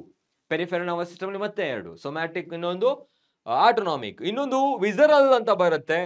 That is nothing but connecting to each and every visceral organs, internal organs which are showing involuntary. ಅದನ್ನ ಕನೆಕ್ಟ್ ಆದ್ರೆ ವಿಸರಲ್ ನ್ಯೂರಲ್ ಸಿಸ್ಟಮ್ ಅಂತ ಹೇಳ್ತೀವಿ. So final ಆಗಿ division ಆಯಿತು. So now we are talking about the neuron as a structural and functional unit of neural system. Neuron ಅಂದ್ರೆ ಏನು, ಯಾವ ಪಾರ್ಟ್ಸ್ಗಳಿರುತ್ತೆ, and how different parts are responsible for generation as well as conduction of impulses, ಯಾವ ತರ ಮಾಡುತ್ತೆ ಅಂತ ತಿಳ್ಕೋಣ ಇವಾಗ. A neuron is a microscopic structure and composed of 3 major parts. 3 ಪಾರ್ಟ್ಸ್ಗಳನ್ನ ನಾವು ನೋಡ್ಬೋದು. So one is the cell body, also called cyton. Second one is dendrites and third one is axon. So there are 3 major parts. One is the cyton where the prominent nucleus is present. Second one is the dendrites. Number of 3 branches arised from the cyton. They are called dendrites. And the axon, long extension have been arised from the cyton. Adadmele, the cell body contains cytoplasm. Ili cell body anta helidre we used to call it as cyton. Idu cyton ಆಗಿರುತ್ತೆ. Okay. So ಆ cyton ಅಲ್ಲಿ ಏನಿರುತ್ತೆ? Of course, cell body ಅಂತ ಹೇಳಿದ್ರೆ cytoplasm ಇರಬೇಕು. A jelly-like fluid present within the cell is called cytoplasm, with the typical cell organelles and certain granular bodies. Granular bodies ಗಳಿರುತ್ತೆ. Those granular bodies are commonly called Nissls granule. And what are these? These Nissls granules are usually made up of, and these are nothing but mass of ribosomes. Mass of ribosomes. Okay, and also responsible for having the acids and different types of components. Andre protein synthesis alli sahaya madutte. Okay, so hagagi these are called mass of ribosomes. You can say Nissls granules are present. Diagram nodona yav tara irutte anta helbiಟ್ಟು. Next, short fibers which branch repeatedly and project out of the cell body also contain Nissls granules and are called dendrites. Now the question is, so Nissls granules are present. Nissls granules are present in ellide? Cyton only or cell body only? Option B, dendrites only. Option C, both cyton as well as dendrites. And last one, axon. ಈ ತರ ಕ್ವಶನ್ಗಳನ್ನ ಕೇಳ್ತಾರೆ. ಅದಕ್ಕೆ ಈ word ನೆನಪಿರಬೇಕು. Nissls granules ಎಲ್ಲೆಲ್ಲಿ ಇರುತ್ತೆ? Dendrites ಅಲ್ಲಿ, ಜೊತೆಗೆ ಸೈಟಾನ್ ಅಲ್ಲಿ 2 ಕಡೆ ಕಂಡು ಬರುತ್ತೆ. These fibers transmit impulses towards the cell body. These number of repeatedly branched fiber-like structure, they are just receiving the stimuli from the outside and they are carrying the impulse towards the cyton. ಆ ಒಂದು direction next ಬರಿತೀನಿ. The axon is the third part we are talking about in the neuron. The axon is the long fiber. ಒಂದು long fibre ಇದೆ axon ಅಂತ ಹೇಳಿ. So the distal end of which is branched. The terminal part of the axon is usually branched. Branch ಆಗಿರುತ್ತೆ. Each branch is terminates as a bulb-like structure called synaptic knob. So ಆ ಎಲ್ಲ branch ಅಲ್ಲಿ. So each and every branch of the axon are terminated with a bulb-like structure called synaptic knob. You will observe here. Synaptic knob ಕಾಣಿಸ್ತಾ ಇದೆ ಅಲ್ವಾ? So you can see. Next, which possess synaptic vesicles containing chemicals called neurotransmitters. ನ್ಯೂರೋಟ್ರಾನ್ಸ್ಮಿಟರ್ಸ್ಗಳನ್ನ ಹೊಂದಿರೋ ವೆಸಿಕಲ್ಸ್ಗಳು ಇಲ್ಲಿ ಇರುತ್ತೆ. So these synaptic knobs, which are bulb-like in structure, having number of synaptic vesicles where the neurotransmitters are being produced. ಅಲ್ಲಿಂದ ನ್ಯೂರೋಟ್ರಾನ್ಸ್ಮಿಟರ್ಸ್ಗಳು produce ಆಗುತ್ತೆ. ಅದು ಏನಾಗುತ್ತೆ, neurotransmitters are nothing but chemical messengers. ಅದು transmit ಮಾಡೋದಕ್ಕೆ help ಮಾಡುತ್ತೆ. ನಾವು the axon transmit nerve impulses away from the cell body to a synapse or to a neuromuscular junction. ಇವಾಗ ಇಲ್ಲಿ dendrites ಇದೆ. Look at here, these dendrites are carrying the impulses towards the cyton. Cyton ಕಡೆಗೆ impulse ಅನ್ನ carry ಮಾಡ್ತಾ ಇದೆ. Likewise, this axon is carrying the impulses away from the cyton towards the synapse. Synapse ಅಂತ ಹೇಳಿದ್ರೆ a junction present between the two neuron or the neuron and the muscle or the receptor. ಒಂದು gap ಇದೆ. ಅಲ್ಲಿ ಇವಾಗ ಆ ಒಂದು gap ಇರೋದಕ್ಕೆ synapse ಅಂತ ಹೇಳ್ತೀವಿ.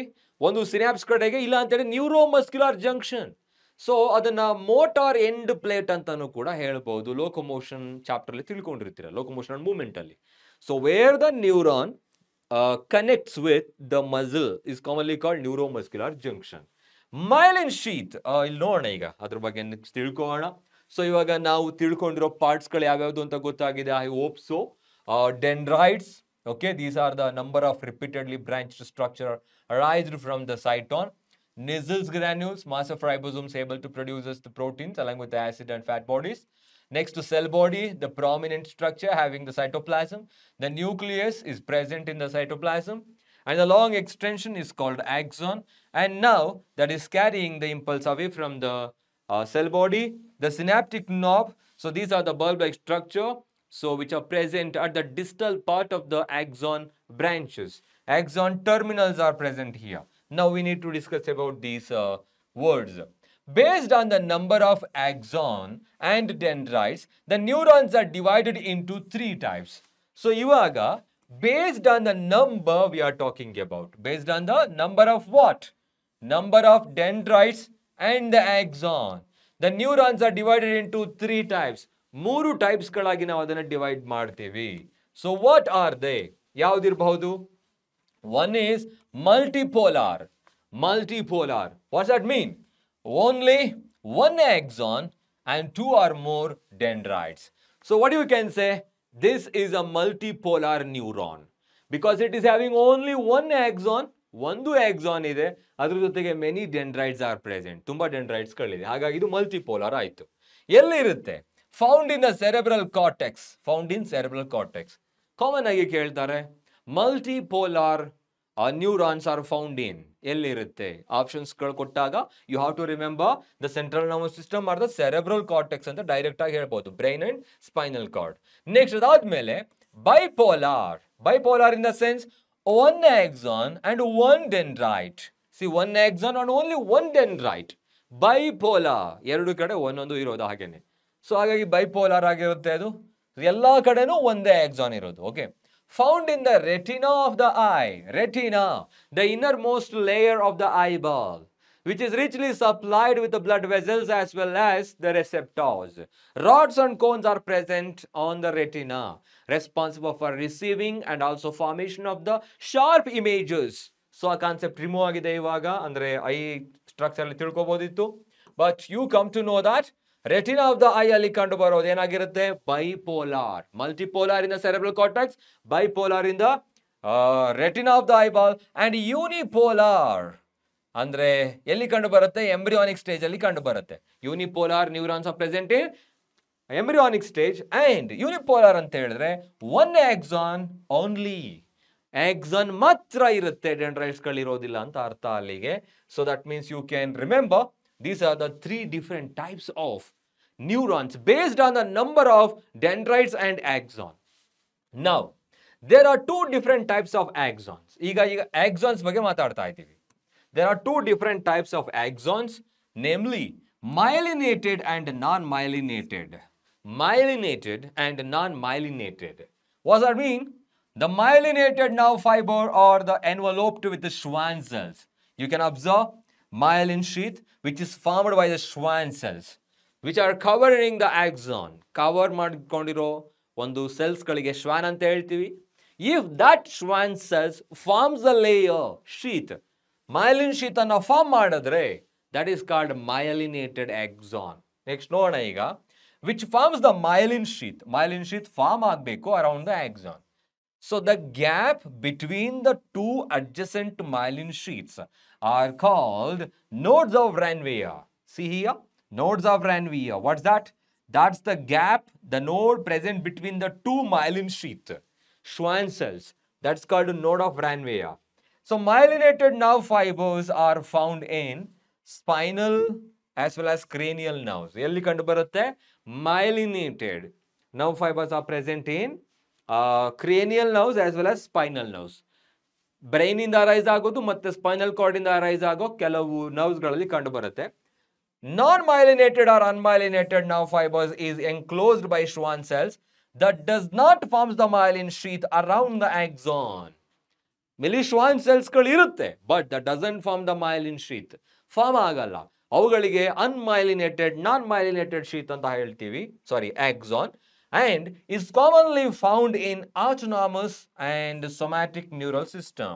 So these comes under ಯಾವುದರಲ್ಲಿ ಬಂತು? ಪೆರಿಫೆರಲ್ ನರ್ವಸ್ ಸಿಸ್ಟಮ್ ನ ಬೇರೆ 2 ಸಿಸ್ಟಮ್ಗಳಾಯಿತು ಅದರಲ್ಲಿ. ಹಾಗಾಗಿ ಆಟೋನಾಮಿಕ್ ಮತ್ತೆ ಸೊಮ್ಯಾಟಿಕ್ ನರ್ವಸ್ ಸಿಸ್ಟಮ್ಗಳಲ್ಲಿ ಕಂಡು ಬರೋದು ನಾನ್ ಮೈಲಿನೇಟೆಡ್, ಅನ್ಮೈಲಿನೇಟೆಡ್. ಸೊ ಇನ್ನೊಂದು ಕ್ರೇನಿಯಲ್ ನರ್ವ್ಸ್ ಮತ್ತು ಸ್ಪೈನಲ್ ನರ್ವ್ಸ್ ಅಲ್ಲಿ ಕಂಡು ಬರೋದು ಮೈಲಿನೇಟೆಡ್ ಶೀತ್ ಇರೋ ಮೈಲಿನೇಟೆಡ್ ಆಕ್ಸಾನ್ ನ್ಯೂರಾನ್ಸ್ ಗಳಾಗಿರುತ್ತೆ. Okay, so this is the structure of the neuron ಯಾವ ತರ ಇರುತ್ತೆ ಅಂತ ಆಯ್ತು. Now we are talking about the generation and conduction of nerve impulses. ತುಂಬಾ ಸಿಂಪಲ್ ಆಗಿರೋ ಟಾಪಿಕ್ ಇದು, ಅರ್ಥ ಮಾಡ್ಕೋಬೇಕು, ಈಸಿ ಆಗಿರುತ್ತೆ. ಯಾವ ತರ? Neurons are excitable cells because their membranes are polarized state. See, when neurons are not conducting any impulses, impulse ಗಳನ್ನ conduct ಮಾಡ್ತಿಲ್ಲ ಅಂತ ಹೇಳಿದಾಗ, considering this is the axon. Okay, so considering this is the axon. ಈಗ ಇಲ್ಲೊಂದು axon ಇದೆ ಅಂತ ಅನ್ಕೊಳ್ಳೋಣ. Okay, now ಇದನ್ನ ನೀವು axon ಅಂತ ಕನ್ಸಿಡರ್ ಮಾಡಿದ್ರೆ, the plasm, the cytoplasm present within the axon is commonly called axoplasm. This is called axoplasm. Okay, now the surface of this particular axonal membrane is having positive charges, okay, and the negative charges are present within the axoplasm. Axoplasm na ಒಳಭಾಗದಲ್ಲಿ ಇರುತ್ತೆ. And this condition is called polarized state. What is that? Polarized state ಅಂತ ಹೇಳ್ತೀವಿ. Okay, so now we are just going to continue here. Different types of ion channels are present on the neural membrane. This is the neural membrane or axonal membrane. Okay, different types of ion channels are present which are responsible for conduction, transmission. Okay, these ions channels are selectively permeable to different ions. ಆ channels ಗಳ ಮುಖಾಂತರ ಬೇರೆ ಬೇರೆ ions ಗಳೇನಾಗುತ್ತೆ? Transmit ಆಗುತ್ತೆ. So selectively permeable ಅಂದ್ರೆ ಕೆಲವು select ಮಾಡ್ಕೊಂಡಿರೋ ions ಗಳು ಮಾತ್ರ ಒಳಗಡೆ ಹೋಗೋದಿಕ್ ಸಾಧ್ಯ, ಅಂದ್ರೆ ಎಲ್ಲವೂ ಕೂಡ ಹೋಗೋದಿಲ್ಲ. ಹಾಗಾಗಿ selectively permeable to different ions. When a neuron is not conducting any impulse, ಯಾವುದೇ ಇಂಪಲ್ಸ್ ಗಳನ್ನ ಕಂಡಕ್ಟ್ ಮಾಡ್ತಿಲ್ಲ ಅಂತ ಹೇಳಿದ್ರೆ, so that is commonly called resting state. The axonal membrane is comparatively more permeable to the potassium ions. See, when the neuron is not conducting any impulses, the axonal membrane is comparatively more permeable to potassium ion. ಅವಾಗ ಅದು potassium ಅಯಾನ್ಗೆ more permeable ಆಗಿರುತ್ತೆ, able to transmit the potassium ion and nearly impermeable to sodium ion. You should remember this. Resting state ಅಲ್ಲಿ, so that axonal membrane when it is not conducting any impulses, so that is comparatively more permeable to potassium and also nearly almost impermeable to sodium ion. Similarly, adike similar agi the membrane is impermeable to negatively charged proteins present in the exoplasm. ಈ membrane ಅನ್ನೋದು ಯಾವಾಗ that particular resting state ಅಲ್ಲಿ membrane is impermeable to negatively charged proteins present in the exoplasm. ಈಗ ಇನ್ನೊಂದು ಇದೇ ತರ diagram ನ ಬರೀತಾ ಹೋಗೋಣ. Considering this is the exoplasm ಇದೆ ಅಂತ ಹೇಳಿದ್ರೆ, ಓಕೆ, exoplasm and ಒಳಭಾಗದಲ್ಲಿ ಏನಿರುತ್ತೆ, here you can observe more potassium ions as well as it is negatively charged. ಇಲ್ಲಿ ಪ್ರೋಟೀನ್ಸ್ ಗಳು ಜಾಸ್ತಿ ಇರೋದ್ರಿಂದ so it is more negatively charged. So you can say negative, negative, negative here. Okay, next like this.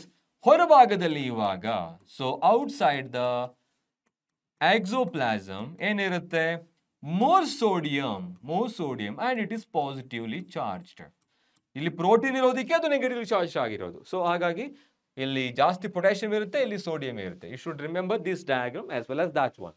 Okay, now impermeable to the negatively charged particles. So next, consequently, the exoplasm inside the axon contains high concentration of potassium and negatively charged proteins and low concentration of sodium. As I have already told you, the exoplasm inside the axon ಒಳಭಾಗದಲ್ಲಿ containing high concentration of potassium and negatively charged protein, okay, and low concentration of sodium ಕಡಿಮೆ ಇರುತ್ತೆ. So after that ಈಗ ಅದನ್ನೇ continue ಮಾಡ್ತಾ ಹೋಗೋಣ. ಇನ್ contrast, ಅದಕ್ಕೆ opposite ಆಗಿ the fluid outside the axonal membrane, so axon ನ ಹೊರಭಾಗದಲ್ಲಿರೋ ಫ್ಲೂಯಿಡ್ ಅಲ್ಲಿ that forms the concentration gradient, okay, sorry, that contains low concentration of potassium. ಉಲ್ಟಾ ಹೇಳ್ತಾ ಇದೀವಿ ಇವಾಗ. In contrast, the fluid outside the axon contains low concentration of potassium. Sodium ಜಾಸ್ತಿ, potassium ಕಡಿಮೆ ಇರುತ್ತೆ. A high concentration of sodium and thus forms the concentration gradient. ಇಲ್ಲಿ concentration gradient form ಆಗುತ್ತೆ. Because ಒಂದು ಕಡೆ ಜಾಸ್ತಿ ಇದ್ದು ಇನ್ನೊಂದು ಕಡೆ ಕಡಿಮೆ ಇದ್ದಾಗ ಆಟೋಮೆಟಿಕ್ ಆಗಿ ಏನಾಗುತ್ತೆ, ಕಾನ್ಸಂಟ್ರೇಷನ್ ಗ್ರೇಡಿಯಂಟ್ ಕ್ರಿಯೇಟ್ ಆಗುತ್ತೆ. This ionic gradient across the resting membrane are maintained by the active ionic gradient across the resting membrane are maintained by the active. Sorry, ಮತ್ತೆ ನಾನು ಅದನ್ನೇ ಓದ್ಬಿಟ್ಟೆ ಅಂತ ಅನ್ಕೊಂತೀನಿ. These ionic gradients across the resting membrane are maintained by the active transport of ions by the sodium potassium pump. ಯಾಕೆ ಈ resting ಏನಿದೆ ಅದು maintain ಆಗಬೇಕು ಅಂತ ಹೇಳಿದ್ರೆ, ಸೊ ಅಲ್ಲಿ ಕಂಟಿನ್ಯೂಸ್ ಆಗಿ ಏನಾಗ್ತಾ ಹೋಗುತ್ತೆ, ಎರಡೂ ಕೂಡ ಎಕ್ಸ್ಚೇಂಜ್ ಆಗ್ತಾ ಹೋಗುತ್ತೆ. This is commonly called sodium potassium pump ಅಥವಾ sodium potassium pump which transport 3 sodium outwards for 2 sodium into the cell. ಎಷ್ಟು ಸೆಲ್ಗಳಂತ ಕೇಳ್ತಾರೆ ಇವಾಗ. ಯು ಶುಡ್ ರಿಮೆಂಬರ್, ಸಾರಿ, ಎಷ್ಟು ಅಯಾನ್ಸ್ಗಳಂತ ಕೇಳ್ತಾರೆ. You should remember that this is the topic they are going to ask. Okay, see ಏನಂತ ಹೇಳ್ತಾ ಇದೆ ಇವಾಗ, ಇಲ್ಲಿ ಈ ಪರ್ಟಿಕ್ಯುಲರ್ ಲೈನ್ ಅಲ್ಲಿ ವಿಚ್ ಟ್ರಾನ್ಸ್ಪೋರ್ಟ್ 3 sodium outward, ಅಂದ್ರೆ 3 ಸೋಡಿಯಂ ಅನ್ನು ಹೊರಭಾಗಕ್ಕೆ and 2 sodium into the cell, 2 sodium ಒಳಭಾಗ, ಸಾರಿ, potassium into the cell, ಹೊರಗಡೆ ಹೋಗುತ್ತೆ. As a result, the outer surface of the axonal membrane possesses a positive charge while its inner surface ಏನಿರಬಹುದು, of course, inner surface becomes negatively charged. See ಇವಾಗ ನಾನು ಯಾಕೆ ಇದನ್ನ ಬರೆದಿದ್ದೀವಿ ಇವಾಗ, ಪಾಸಿಟಿವ್ ನೆಗೆಟಿವ್ ಯಾಕಾಗಿದೆ, why outer surface of the axonal membrane possessing a positive, inner surface is having a negative. That's because of 3 sodium is moving inward and 2 sodium, sorry, outward. So 2 sodium is moving inward. So ಹಾಗಾಗಿ ಉಲ್ಟಾ ಹೋಗ್ತಾ ಇರೋದ್ರಿಂದ so potential ಏನಾಗ್ತಾ ಹೋಗುತ್ತೆ, gradient concentration ಎರಡೂ ಕೂಡ similar ಆಗ್ತಾ ಹೋಗುತ್ತೆ.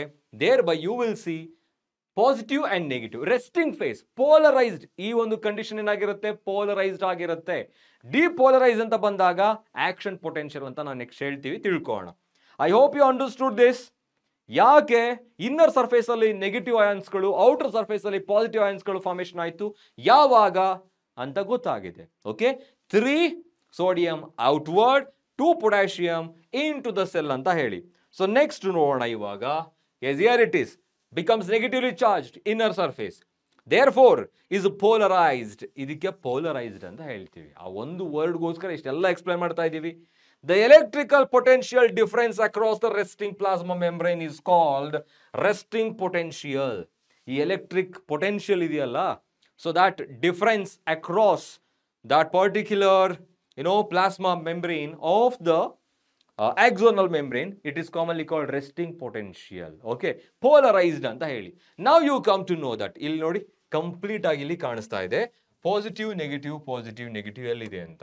You can observe here the all conditionally positive ಇದೆ, positive outside the exoplasm. This is called exoplasm. And here, as I have already told you, potassium is more along with the negatively charged proteins. And outward ಅಲ್ಲಿ ಬಂದಾಗ positive charge particles ಜೊತೆಗೆ sodium ಕೂಡ ಜಾಸ್ತಿ ಆಗಿರುತ್ತೆ. So why the potential gradient ಈಗ resting ಆಗಬೇಕು ಅಂತ ಹೇಳಿದ್ರೆ ಅದಕ್ಕೆ ಕಾರಣ, so 3 sodium in and out, ಅದು ಉಲ್ಟಾ ಹೇಳ್ತಾ ಇದ್ದೀನಿ ಯಾವಾಗಲೂ ಕೂಡ, sorry for that. And also potassium 2 into the axoplasm, ಒಳಗಡೆ ಬರುತ್ತೆ. ಸೊ ಆಗ ಮೇಂಟೈನ್ ಆಗುತ್ತೆ ಈ ತರ polarized state. This is called polarized. Now we are talking about this one. ಇಲ್ಲಿ ನೋಡಿ ಇವಾಗ ಔಟರ್ ಸರ್ಫೇಸ್ ಅಲ್ಲಿ from A side to B side, outer surface ಗೆ ಬಂದಾಗ B side to A side, inner surface ಅಲ್ಲಿ E side to A side to B side. ತುಂಬಾನೇ simple ಆಗಿರೋ difference ಇದೆ. ಏನದು? From positive to negative. Can you see that? Positive to negative and positive to negative. Outer surface B to A side, inner surface A to B side. This is called A side and B side. ಇದು explanation ಇವಾಗ ಇಲ್ಲಿದೆ ನೋಡೋಣ. You might be curious to know about the mechanism of generation of nerve impulse and its conduction along an axon. Axon ಮುಖಾಂತರ ಯಾವ ತರ ಅದು conduction ಆಗುತ್ತೆ ಅಂತ ತಿಳ್ಕೊಳ್ಳೋಣ. Okay, when A stimulus is applied at a site, ಒಂದು site ಅಲ್ಲಿ stimulus apply ಆದ್ರೆ, ರಿಸೀವ್ ಆದ್ರೆ ಏನಾಗುತ್ತೆ, ಆ ಪಾಯಿಂಟ್ ಅಂತ ಕನ್ಸಿಡರ್ ಮಾಡ್ಕೊಳ್ಳೋಣ. On the polarized membrane, the membrane at the site A becomes freely permeable to sodium. ಆ ಒಂದು ಸೈಟ್ ಏನಾಗುತ್ತೆ, that particular membrane becomes permeable to sodium. So this lead to a rapid influx of sodium followed by the reversal of the polarity at the site. ಆ site ಅಲ್ಲಿ polarity reverse ಆಗುತ್ತೆ. Rapid influx of sodium. See, influx ಆಗ್ತಾ ಇದೆ. You have to remember this word, influx of sodium. ಒಂದು. Okay. ಅದಾದ್ಮೇಲೆ that outer surface of the membrane becomes negatively charged and the inner surface becomes positively charged. Influx of sodium. ಕಾಣಿಸ್ತಾ ಇದೆಯಾ? influx of sodium. ಒಳಗಡೆ ಹೋದಾಗ ಈಗ potential gradient change ಆಗುತ್ತೆ. So now the inner surface becomes positive and outer surface becomes negative. ಹೌದಾ? ಉಲ್ಟಾ ಆಯ್ತಲ್ವಾ? ಈಗ ಹಿಂದೆ ನಾವು ನೋಡಿದಾಗ ಹೊರಗಡೆ ಪಾಸಿಟಿವ್ ಇತ್ತು, ಒಳಗಡೆ ನೆಗೆಟಿವ್ ಇತ್ತು. ಇವಾಗ ಇಲ್ಲಿ ಆಪೋಸಿಟ್ ಆಗ್ತಾ ಇದೆ. That's because of the influx of sodium. Okay, now the polarity of the membrane at the site A is that reversed. ಇವಾಗ ಪೊಲಾರಿಟಿ ರಿವರ್ಸ್ ಆಯ್ತು ಅಂಡ್ ಹೆನ್ಸ್ ಡಿಪೋಲರೈಸ್ಡ್. ಇದಕ್ಕೆ ಡಿಪೋಲರೈಸ್ಡ್ ಅಂತ ಹೇಳ್ತೀವಿ. Okay, action potential. Now, the electrical potential difference across the plasma membrane at the site A is called action potential. ಈಗ action potential ಅಂತ ಹೇಳಿದ್ರೆ ಏನು? That is negative outside and positive inside. Negative outside, positive inside. So this is commonly called action potential depolarized. This is called polarized ಆಗಿರೋದು. Okay, now which is an fact termed as a nerve impulse. ಇವಾಗ nerve impulse ಆಗ್ತಿದೆ ಅಂತ ಹೇಳ್ಬಿಟ್ಟು at sites immediately ahead the axon, that means ಇವಾಗ site B ಅಂತ consider ಮಾಡ್ಕೊಳ್ಳೋಣ. Site B axon membrane has positive charges on outer surface. ಇವಾಗ outer surface ಅಲ್ಲಿ site B ಅಲ್ಲಿ ಪಾಸಿಟಿವ್ ಇದೆ, ಇನ್ನರ್ ಸರ್ಫೇಸ್ ಅಲ್ಲಿ ನೆಗೆಟಿವ್ ಇದೆ. ಇನ್ negative charges on its inner surface. As a result, a current flow on the inner surface from site A to site B. ಇವಾಗ inner surface ಅಲ್ಲಿ site A ಇಂದ site B ಗೆ ಏನಾಗುತ್ತೆ, ಅದು move ಆಗುತ್ತೆ. Okay, see positive to negative, again positive to negative. Outside ಅಲ್ಲಿ ಇಲ್ಲಿ ಬಂದಾಗ ಬಿ ಸೈಟ್ ಅಲ್ಲಿ ಔಟರ್ ಸರ್ಫೇಸ್ ಅಲ್ಲಿ ಪಾಸಿಟಿವ್ ಇದೆ, ಇನ್ನರ್ ಸರ್ಫೇಸ್ ಅಲ್ಲಿ ನೆಗೆಟಿವ್ ಇದೆ. ಎ ಸೈಟ್ ಅಲ್ಲಿ ಔಟರ್ ಸರ್ಫೇಸ್ ಅಲ್ಲಿ ನೆಗೆಟಿವ್ ಇದೆ, ಇನ್ನರ್ ಸರ್ಫೇಸ್ ಅಲ್ಲಿ ಪಾಸಿಟಿವ್ ಇದೆ. ಇದನ್ನೇ ಪೊಟೆನ್ಷಿಯಲ್ ಗ್ರೇಡಿಯಂಟ್. ಈ ಒಂದು ಪೋರ್ಷನ್ ಇದೆಯಲ್ಲ, ಇದಕ್ಕೆ ನಾವೇನಂತ ಎಕ್ಸ್ಪ್ಲೇನ್ ಮಾಡಿದ್ದು, ಆಕ್ಷನ್ ಪೊಟೆನ್ಷಿಯಲ್ ಡಿಪೋಲರೈಸ್ಡ್ ಸ್ಟೇಟ್ ಅಂತ ಹೇಳಿ. ನಾವು on the outer surface current flow from site B to A. Outer surface ಅಲ್ಲಿ ಅಷ್ಟೇನೆ ಬಿ ಟು ಎ ಏನಾಗುತ್ತೆ, ಮೂವ್ ಆಗುತ್ತೆ. ಇಲ್ಲಿ ಎ ಟು ಬಿ ಮೂವ್ ಆಗುತ್ತೆ. ಓಕೆ, ಇನ್ನರ್ ಸರ್ಫೇಸ್ ಅಲ್ಲಿ. To complete the circuit of the current flow, ಆ current flow ಅನ್ನು circuit ಮಾಡೋದಕ್ಕೆ. Hence the polarity at the site is reversed. Reverse ಆಗಿದೆ. And action potential is generated at B site. ಇವಾಗ site B ಅಲ್ಲಿ ಒಂದು generation potential create ಆಗುತ್ತೆ, action potential generate ಆಗುತ್ತೆ. Thus the impulse or the action potential generated at the site A arrives at site B. ಈಗ A site ಅಲ್ಲಿ ಇರೋದು B site ಗೆ ಬಂತು. Now that continues, ಹೀಗೆ ಕಂಟಿನ್ಯೂ ಆಗ್ತಾ ಹೋಗುತ್ತೆ. Site B, the sequence is repeated along the length of the axon and consequently the impulses is conducted. ಯಾವಾಗ ಈ ಒಂದು ಸೀಕ್ವೆನ್ಸ್ ಕಂಟಿನ್ಯೂ ಆಗ್ತಾ ಹೋಗುತ್ತೋ, so there by the conduction of impulses conduct ಆಗುತ್ತೆ. Then the rise in the stimulus induced permeability to sodium is extremely short. ಅದು ತುಂಬಾನೇ short ಆಗಿರೋದ್ರಿಂದ, short lived, ಕಡಿಮೆ ಆಗಿರುತ್ತೆ. It is quickly followed by a rise in permeability to potassium. ಮತ್ತೇನಾಗುತ್ತೆ, potassium level ಜಾಸ್ತಿ ಆಗ್ತಾ ಹೋಗುತ್ತೆ. Within a fraction of a second potassium diffuses outside the membrane, outside the membrane and restores the resting potential. So ಇವಾಗ influx ಆಯ್ತು. Okay, influx of sodium ಆಯ್ತು, influx of sodium ಇಲ್ಲ ಆಯ್ತು. Now what is happening? So X flux, that is nothing, efflux of potassium ಆಗುತ್ತೆ. So now ಯಾವಾಗ efflux of potassium ಆಗುತ್ತೋ, again the outer surface becomes positive and again that becomes what? Resting. ಅದು ಕೂಡ resting ಆಗುತ್ತೆ. See, this is nothing but influx of sodium depolarized, efflux of potassium repolarized, ಮತ್ತೆ polarized ಆಗ್ತಾ ಇದೆ ಅದು ಅಂತ ಹೇಳ್ಬಿಟ್ಟು. Within a fraction of a second, as I told you, ಇದು ಉಲ್ಟಾ ಆಗುತ್ತೆ. Then excitation and the fibers becomes once more responsive to further stimulation. ಮತ್ತೆ ಅದೇನಾಗುತ್ತೆ, ರೆಡಿ ಆಗುತ್ತೆ. So this conduction that will carry throughout the length of the axon. ಹಾಗೆ ಅದು continue ಆಗ್ತಾ ಹೋಗುತ್ತೆ. Okay, so it is nothing but generation. So now the transmission of impulses. So ಇಲ್ಲಿ ಒಂದು question 2022 ಅಲ್ಲಿ ಕೇಳಿದ್ದಾರೆ. ಯಾವ ಕ್ವಶನ್ ಅಂತ ನೋಡೋಣ ಇವಾಗ. ಅದ್ರ ಜೊತೆಗೆ ಫಸ್ಟ್ ತಿಳ್ಕೊಳ್ಳೋಣ ಏನೇನಿರುತ್ತೆ, ಯಾವ ತರ ಅದು ಕಂಡಕ್ಟ್ ಮಾಡುತ್ತೆ, ಟ್ರಾನ್ಸ್ಮಿಟ್ ಮಾಡುತ್ತೆ ಅಂತ ಹೇಳ್ಬಿಟ್ಟು. A nerve impulse is transmitted from one neuron to another neuron through a junction called synapse. What is a junction present between the two neurons? That's nothing but a synapse. Now, a synapse is formed by membranes of presynaptic neuron and a postsynaptic neuron, which may or may not separated by a gap called synaptic cleft. Synapse ಅನ್ನೋದು ಯಾವುದರಿಂದ form ಆಗಿದೆ? That is formed by two membranes, presynaptic membrane, postsynaptic membrane. With or without there is a cleft. ಇದ್ರೆ ಅದು synapse, ಇಲ್ಲ ಅಂತ ಹೇಳಿದ್ರೆ ಇಲ್ಲ. Okay, but ಅಲ್ಲಿ ಏನಾಗಿರುತ್ತೆ ಇವಾಗ, cleft ಅಂತ ಹೇಳಿದ್ರೆ if there is a gap in between the two neurons, in between the presynaptic and postsynaptic neuron, membrane ಅಂತ ಹೇಳೋಣ, ಇದ್ರೆ ಅದು cleft ಅಂತ ಹೇಳ್ತೀವಿ. Okay, synaptic cleft. So there are two different types of synapses. ಎರಡು ತರ ಇರುತ್ತೆ, namely electrical synapse. This question they have asked in 2020. ಈ ಕ್ವಶನ್ ಅನ್ನ ಕೇಳಿದ್ದಾರೆ. Electrical synapse and chemical synapse, ಎರಡಕ್ಕೂ ಏನು ಡಿಫ್ರೆನ್ಸ್? ಓಕೆ, ಎರಡರಲ್ಲೂ ಸಿನಾಪ್ಟಿಕ್ ಮೆಂಬ್ರೇನ್ ಯಾವ ತರ ಇರುತ್ತೆ, ಕ್ಲೆಫ್ಟ್ ಎಷ್ಟು ಡಿಸ್ಟೆನ್ಸ್ ಇರುತ್ತೆ ನೋಡೋಣ. At electrical synapse, The membranes of presynaptic and postsynaptic neurons are in very close proximity. Electric synapsಗಳಲ್ಲಿ you will observe there will be a close proximity in between the pre and postsynaptic neurons. ತುಂಬಾ ಕಡಿಮೆ gap ಇರುತ್ತೆ, ಜೊತೆಗೆ close proximity ಒಟ್ಟೊಟ್ಟಿಗೆ ಇರುತ್ತೆ, close ಆಗಿರುತ್ತೆ ಅಂತ ಹೇಳಿ. ನಾವು electrical current can flow directly. Electrical current can flow directly from one neuron into the another across these synapses. Direct ಆಗಿ ಏನಾಗುತ್ತೆ, ಕ್ಯಾರಿ ಆಗುತ್ತೆ, ಬಿಕಾಸ್ ಕ್ಲೋಸ್ ಪ್ರಾಕ್ಸಿಮಿಟಿ ಇದೆ, ಎಲೆಕ್ಟ್ರಿಕಲ್ ಮುಖಾಂತರ ಟ್ರಾನ್ಸ್ಮಿಟ್ ಆಗುತ್ತೆ.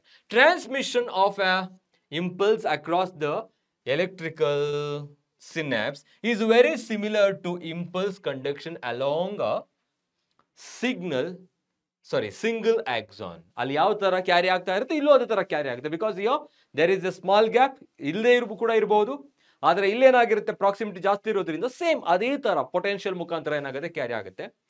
Impulse transmission across an electrical synapse is always faster than across a chemical synapse. Chemical synapse ಮತ್ತೆ electrical synapse ಎರಡು difference ಅಂದ್ರೆ ಅಲ್ಲಿ ಪ್ರಾಕ್ಸಿಮಿಟಿ ಬಿಟ್ವೀನ್ ದ ಪ್ರೀ ಮತ್ತೆ ಪೋಸ್ಟ್ ಸಿನಾಪ್ಟಿಕ್ ಮೆಮ್ರೇನ್ ಅಲ್ಲಿ ಕಡಿಮೆ ಇರುತ್ತೆ, ಇಲ್ಲಿ ಸ್ವಲ್ಪ ಜಾಸ್ತಿ ಇರುತ್ತೆ. ಅದು ಫಾಸ್ಟ್ ಆಗಿ ವರ್ಕ್ ಮಾಡುತ್ತೆ, ಇದು ಸ್ವಲ್ಪ ಮಟ್ಟಿಗೆ ಕಡಿಮೆ, ಇದ್ರ ಸ್ಲೋ ಆಗಿರುತ್ತೆ. Electrical synapse are rare in our system. ನಮ್ಮ ಸಿಸ್ಟಮ್ ಅಲ್ಲಿ electrical signals are very rare. Now at a chemical synapse, now we are talking about the second one. Okay, so ಇವಾಗ ಇಲ್ಲಿ ತನಕ ತಿಳ್ಕೊಂಡಿದ್ದು ಯಾವುದು ಅಂತ ಹೇಳಿದ್ರೆ ಎಲೆಕ್ಟ್ರಿಕಲ್ ಏನಿದೆ ಅದ್ರ ಬಗ್ಗೆ, ಎಲೆಕ್ಟ್ರಿಕಲ್ ಸಿನಾಪ್ಸ್ ಅಂತ ಹೇಳ್ಬಿಟ್ಟು ಇಲ್ಲಿದೆಯಲ್ಲ ಎಲೆಕ್ಟ್ರಿಕಲ್ ಸಿನಾಪ್ಸ್ ಬಗ್ಗೆ. ಸೊ ನಾವು ಇಲ್ಲಿದೆ, yes, at a electrical synapse ಅಂತ. Now we are talking about a chemical synapse. The membranes of the pre and post synaptic neurons. ಸರಿ, ಅಲ್ಲಿಂದ ಏನಿದು ಪ್ರೀ ಸಿನಾಪ್ಟಿಕ್ ಮತ್ತೆ ಪೋಸ್ಟ್ ಸಿನಾಪ್ಟಿಕ್ ಅಂತ ಹೇಳ್ತಾ ಇದೀವಿ? Simple, considering it is a synaptic knob. ಮತ್ತೆ diagram ಇದೆ, ಅದಕ್ಕೋಸ್ಕರ ನಾನು ಹಾಗೆ ಲೈಟ್ ಆಗಿ ಬರಿತಾ ಇದ್ದೀನಿ. ಸಿನಾಪ್ಟಿಕ್ ನಾಬ್ ಅಂತ ನೀವು ಇದನ್ನ ಕನ್ಸಿಡರ್ ಮಾಡ್ಕೊಂಡ್ರೆ, okay. So there are 3 layers as I said, and ಇದನ್ನ ಇನ್ನೊಂದು ಮೆಂಬ್ರೇನ್ ಅಂತ ಅನ್ಕೋಣ. So this is called pre synaptic and this one is the post synaptic. ಇವೆರಡರ ಮಧ್ಯದಲ್ಲಿರೋದು synaptic cleft. Okay, cleft. So next ನೋಡೋಣ ಇವಾಗ ಯಾವ ತರ ಇರುತ್ತೆ ಅಂತೇಳಿ. ಸೊ ಪ್ರೀ ಮತ್ತೆ post synaptic membrane at a chemical synapse neurons are separated by a fluid filled space called synaptic cleft. ಇಲ್ಲಿ synaptic cleft ಅನ್ನು ನೋಡ್ತೀವಿ ನಾವು. Fluid filled space called synaptic cleft is present in electrical synapse. Now ಇದ್ರ ಮುಖಾಂತರ ಏನಾಗುತ್ತೆ ಅಂತ question ಕೇಳಿದ್ದಾರೆ. Next, chemicals called neurotransmitters are involved in the transmission of impulses at these synapses. ಇಲ್ಲಿ ಆ ಕ್ಲೆಫ್ಟ್ ಮುಖಾಂತರ ಸಿಗ್ನಲ್ಸ್ ಗಳನ್ನ ಪಾಸ್ ಮಾಡೋದಕ್ಕೆ ಕೆಲವು ಕೆಮಿಕಲ್ಸ್ ಗಳು ಇನ್ವಾಲ್ವ್ ಆಗಿರುತ್ತೆ. And those chemicals are commonly called neurotransmitters. What are they?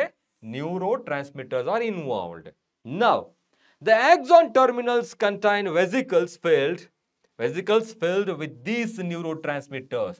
ಈ ಆಕ್ಸಾನ್ ಟರ್ಮಿನಲ್ ನ ಒಳಭಾಗದಲ್ಲಿ you will see some vesicles, so okay, which are able to produce the neurotransmitters. So it stimulates the movement of the synaptic vessels towards the membrane, where they fuse with the plasma membrane and release their neurotransmitters in the synaptic cleft. ಇಲ್ಲಿಂದ ಬರೋ signal ಗಳು ಏನೇನಿದೆ, okay, the signal which is coming from the axon that stimulates these synaptic vesicles. ಈ vesicles ಗಳನ್ನ ಏನ್ ಮಾಡುತ್ತೆ, ಅದು stimulate ಮಾಡುತ್ತೆ. Now that stimulates to move towards the presynaptic membrane. ಇಲ್ಲಿಗೆ ಮೂವ್ ಆಗುತ್ತೆ, that diffuses here and they releases the neurotransmitters in the cleft ಅಲ್ಲಿ neurotransmitters ಗಳನ್ನ ರಿಲೀಸ್ ಮಾಡುತ್ತೆ. You can observe this is the axon terminal, synaptic vessels where the neurotransmitters are present. You can observe here these small dots they have given. These are chemicals produced from the synaptic vesicles. Okay, they are moving towards the presynaptic membrane, diffuses to release a neurotransmitter. Presynaptic membrane, synaptic cleft, postsynaptic membrane. Pre and post ಅವೆರಡರ ಮಧ್ಯದಲ್ಲಿ chemical synapse ಅಲ್ಲಿ cleft ಇರುತ್ತೆ, ಅದೇ synaptic cleft. ಇವೆಲ್ಲವೂ ಸೇರಿನಾಗುತ್ತೆ, this is a synapse, commonly called a junction. ನಾವು ಇನ್ನ ಕೆಲವು ವರ್ಡ್ಗಳಿದೆ ನೋಡೋಣ ಇವಾಗ. The released neurotransmitters bind to their specific receptors present on the postsynaptic membrane. This, see, ಈಗ ಕೇಳ್ತಾರೆ ಪೋಸ್ಟ್ ಸಿನಾಪ್ಟಿಕ್ ಮೆಂಬ್ರೇನ್ ಅಲ್ಲಿ ಏನಿರುತ್ತೆ ಅಥವಾ ರೆಸೆಪ್ಟಾರ್ಸ್ ಆರ್ ಫೌಂಡ್ ಆನ್. ಎಲ್ಲಿದೆ ರೆಸೆಪ್ಟಾರ್ಸ್ಗಳು? Receptors are usually present on the surface of the post synaptic membrane. So ಅದಕ್ಕೆ specific ಆಗಿರುತ್ತೆ ಅದು. They are going to bind with them. Next, the binding opens ion channels allowing the entry of ions which can generate new potential in the postsynaptic neuron. ಅಲ್ಲಿ ಹೊಸ potential create ಆಗುತ್ತೆ. The new potential developed may be either excitatory or inhibitory. ಅದು excitatory ಆಗ್ಬೋದು ಅಥವಾ ಅದು excitatory ಅಂತ ಹೇಳಿದ್ರೆ that can transmit to the next one. ಇನ್ಹಿಬಿಟರಿ ಅಂತ ಹೇಳಿದ್ರೆ ಅಲ್ಲಿಗೆ ಅದು ಎಂಡ್ ಆಗಬಹುದು. ಸೊ ಆ ತರ ಒಂದು ರೆಸ್ಪಾನ್ಸ್ಗಳು ಕ್ರಿಯೇಟ್ ಆಗುತ್ತೆ. That's because of the presence of receptors on the post synaptic membrane which are specific. Okay, so it is all about how that conducts as well as how that generates conduct. ಯಾವ ತರ ಆಗುತ್ತೆ ಈ diagram ಗೊತ್ತಿರಬೇಕು ಮತ್ತೆ ಆ ಲೇಬಲ್ಸ್ಗಳು ಕೂಡ ಗೊತ್ತಿರಬೇಕಾಗುತ್ತೆ. Now we are going to talk about one more topic that is called central nervous system. ತುಂಬಾ ಸಿಂಪಲ್ ಆಗಿರೋ ಕಾನ್ಸೆಪ್ಟ್ ಇದು. ಯಾಕೆ ಸಿಂಪಲ್ ಅಂತ ಹೇಳ್ತಾ ಇದ್ದೀನಿ? Because you have already studied this topic in your lower classes as well. Central nervous system ಏನಿರಬಹುದು? So central nervous system is usually comprises both brain and spinal cord. Brain ಬಗ್ಗೆ ತಿಳ್ಕೊಂಡು spinal cord ಬಗ್ಗೆ ತಿಳ್ಕೊಳ್ಳೋಕೆ ಹೋಗಲ್ಲ. Brain ಬಗ್ಗೆ ಅವುಗಳ parts ಮತ್ತೆ ಫಂಕ್ಷನ್ಗಳು. Now the brain is the central information processing organ. You can say processing, control and command function. ಇಲ್ಲೇ ಹೊರಡಿದೆ command and control system. Command and control system. It controls the voluntary movement. ಏನೇನೆಲ್ಲ ಮಾಡುತ್ತೆ ನೋಡಿ ಇವಾಗ. In total we are saying voluntary movements which are under our control. Balance of the body like cerebellum. Functions of the vital involuntary organs. Involuntary organs like which are not under our control, which are very important to our body, vital. They are the lungs, the heart, kidney, etc. Thermoregulation like the part of brain called hypothalamus. Hunger, adu kuda, hunger and thirst. Circadian in the sense 24-hour rhythms of our body, including hypothalamus as well as the melatonin. ಕೇಳಿರಬಹುದು ನೀವು pineal gland. So ಆ ಥರ ಎಲ್ಲ body ಪಾರ್ಟ್ಸ್ಗಳು ಮತ್ತೆ 24-hour circadian diurnal rhythmic hormone ಅಂತ control ಮಾಡುತ್ತೆ. Activities of the several endocrine glands and human behaviour. ನಮ್ಮ ಬಿಹೇವಿಯರ್ ಅನ್ನ, ಎಕ್ಸ್ಪ್ರೆಷನ್ ಅನ್ನ ಮತ್ತೆ ಎಂಡೋಕ್ರೈನ್ ಹಾರ್ಮೋನ್ಸ್ಗಳನ್ನ. ಈಗ ಹೈಪೋಥ್ಯಾಲಮಸ್ ಅನ್ನೋದು it's a part of brain, but it controls the pituitary gland which is the master. ಅದನ್ನ ಮಾಸ್ಟರ್ ಅಂತ ಹೇಳ್ತೀವಿ. Pituitary gland if it's wants to produce different hormones to control the other glands, ಅದಕ್ಕೆ ಒಂದು command ಅನ್ನ send ಮಾಡೋದು ಯಾವುದು ಅಂತ ಹೇಳಿದ್ರೆ hypothalamus. By producing hypothalamic hormones, releasing hormones and inhibiting hormone ಅಂತ ಪ್ರೊಡ್ಯೂಸ್ ಮಾಡುತ್ತೆ. Okay, so anyhow it is controlling all these functions. It is also the site of processing of vision, hearing, speech, memory, intelligence, emotions and thoughts, especially the cerebrum. We are talking about illige bandaga ಈ ಎಲ್ಲಾ ತರದ sensory ಇನ್ಫಾರ್ಮೇಶನ್ಗಳು, vision ಆಗಿರ್ಬೋದು, hearing ಆಗಿರ್ಬೋದು, processing information, what ever it is nothing but intelligence, analysis, thinking, reasoning, ಇದೆಲ್ಲ ಬರೋದು cerebrum ಅಲ್ಲಿ, ಅಂದ್ರೆ the largest part of the brain. So ಅದಕ್ಕೆ ಸಿಟ್ ಆಫ್ ಕಾನ್ಶಿಯಸ್ನೆಸ್ ಅಂತ ಹೇಳ್ತೀವಿ. ಈ ಎಲ್ಲ ಫಂಕ್ಷನ್ ಮಾಡುತ್ತೆ. ನೆಕ್ಸ್ಟ್ ಹ್ಯೂಮನ್ ಬ್ರೈನ್ ಬಗ್ಗೆ ತಿಳ್ಕೊಳ್ತಾ ಇದೀವಿ ಇವಾಗ ಕಂಪ್ಲೀಟ್ ಆಗಿ. Human brain is well protected by the skull. Skull ಇಂದ ಪ್ರೊಟೆಕ್ಟ್ ಆಗಿರುತ್ತೆ. Inside the skull brain is covered by cranial meninges. ಅದು ಕ್ರೇನಿಯಲ್ ಮೆನಿಂಜಸ್ ಇಂದ ಆಗಿರುತ್ತೆ. The brain is covered by and protected by meninges. So what are those? ಇಲ್ಲಿ ಕೊಟ್ಟಿದ್ದಾರ 3 ಲೇಯರ್ಗಳನ್ನ. Yes, they have give a here. ಏನದು? Consisting of outer layer. So outer most layer of the meninges is called dura mater, outer ಡ್ಯುರಾಮೇಟೋ, and middle arachnoid and inner pia mater. Inner pia mater. The brain ಇವೆರಡರ ಮಧ್ಯದಲ್ಲಿ, okay, in between them ಈ meninges ಅಂತ ಏನ್ ಹೇಳ್ತಾ ಇದೀವಿ, okay, meninges we have written right, meninges, ಅವುಗಳ ಮಧ್ಯದಲ್ಲಿ cerebrospinal fluid ಇರುತ್ತೆ.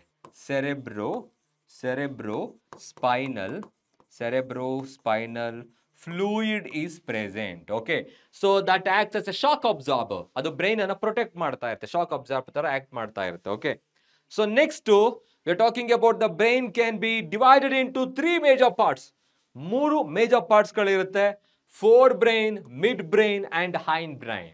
Based on their location we are classifying them. ಮೂರು ಪಾರ್ಟ್ಸ್ಗಳು. And the diagram is here.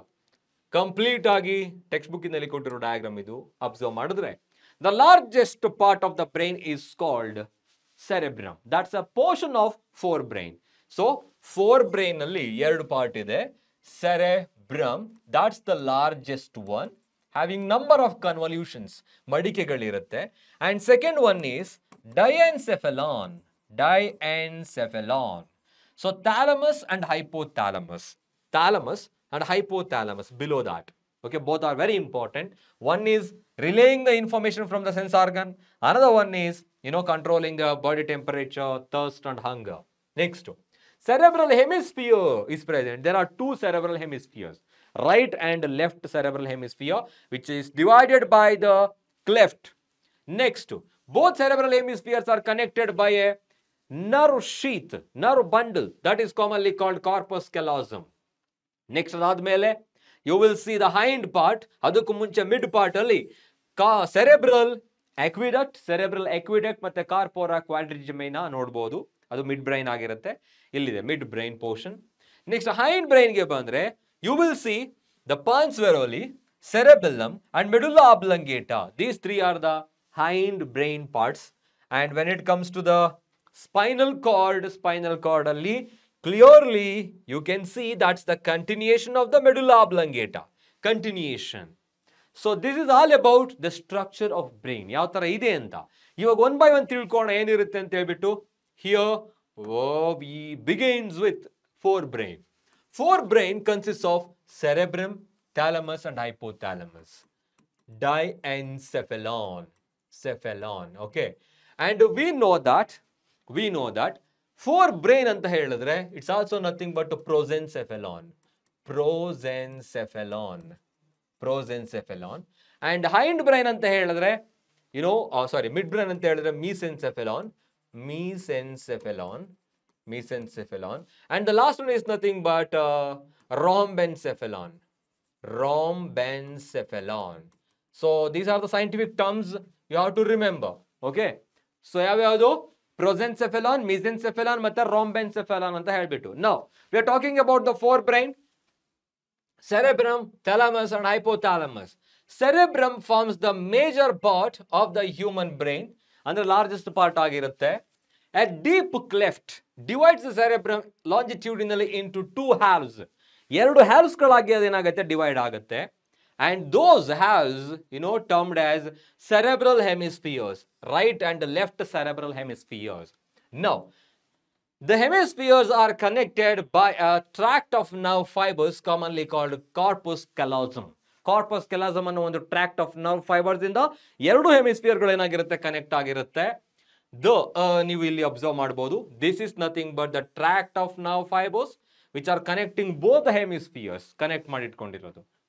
The layer of cells which covers the cerebral hemisphere are called cerebral cortex. ಆ layer ಹೊರಭಾಗದಲ್ಲಿ ಇರ್ತದೆ cerebral cortex ಆಗಿರುತ್ತೆ. And is thrown into the prominent folds. ಅಲ್ಲಿ ತುಂಬಾನೇ prominent folds ಗಳಿರುತ್ತೆ. The organisms which are having more prominent folds, so that organism is considered as a most intelligent organism. So ಅವುಗಳು fold ಮೇಲೆ depend ಆಗುತ್ತೆ. Because surface area ಜಾಸ್ತಿ ಆದಷ್ಟು cerebral ಸೆಲ್ಸ್ಗಳು ಜಾಸ್ತಿ ಆಗುತ್ತೆ. So there by they are able to remember the different things. Okay, memory ಅಂತ ಹೇಳಿ. Cerebral cortex is referred to as the grey matter due to greyish appearance. So outer surface is called cerebral cortex and that is the gray matter. Okay, andru gray agi appear agutte. The neuron cell bodies are concentrated here giving the color. Nodi ಎಷ್ಟು question ಇದೆ ಇಲ್ಲಿ ಅಂತ ಹೇಳಿದ್ರೆ, the outer portion is the cortex. Cortex ಅಲ್ಲಿ ಏನಿದೆ ಇವಾಗ actually ಏನಂತ ಕರಿತೀವಿ ಅದನ್ನ grey matter. Why? Because that appears in grey colour. Why they are appearing in grey colour? ಯಾಕೆ ಅಂತ ಹೇಳಿದ್ರೆ ನ್ಯೂರಾನ್ ಸೆಲ್ ಬಾಡೀಸ್ ಅವುಗಳ ಮೇನ್ ಪಾರ್ಟ್ ಏನಿರುತ್ತೆ ಸೆಲ್ ಬಾಡಿ ಸೈಟಾನ್ ಅಲ್ಲಿ ಕಾನ್ಸಂಟ್ರೇಟ್ ಆಗಿರುತ್ತೆ. That gives the grey colour. Next, the cerebral cortex contains motor areas, sensory areas and large regions that are neither clearly sensory nor motor in the function. ಅಂದ್ರೆ ಇಲ್ಲಿ ಯಾವ್ದಕ್ಕೆ ಸಹಾಯ ಮಾಡಿದ motor area, sensory area ಎಲ್ಲವೂ ಕೂಡ ಕಂಡು ಬರುತ್ತೆ. Means responsible for generating the responses and also receiving the impulses ಅಂತ ಹೇಳ್ಬಿಟ್ಟು. Next, the regions called association area are responsible for complex functions like intersensory associations, memory and communication. Association area ಅನ್ನೋದು ಮೆಮೊರಿಗೆ ಮತ್ತೆ intersensory ಅಸೋಸಿಯೇಷನ್ಗೆ ಜೊತೆಗೆ ಕಮ್ಯುನಿಕೇಶನ್ಗೆ ಸಹಾಯ ಮಾಡುತ್ತೆ. Fibres of the tract are covered with myelin sheath which constitutes the inner part of the cerebral hemisphere.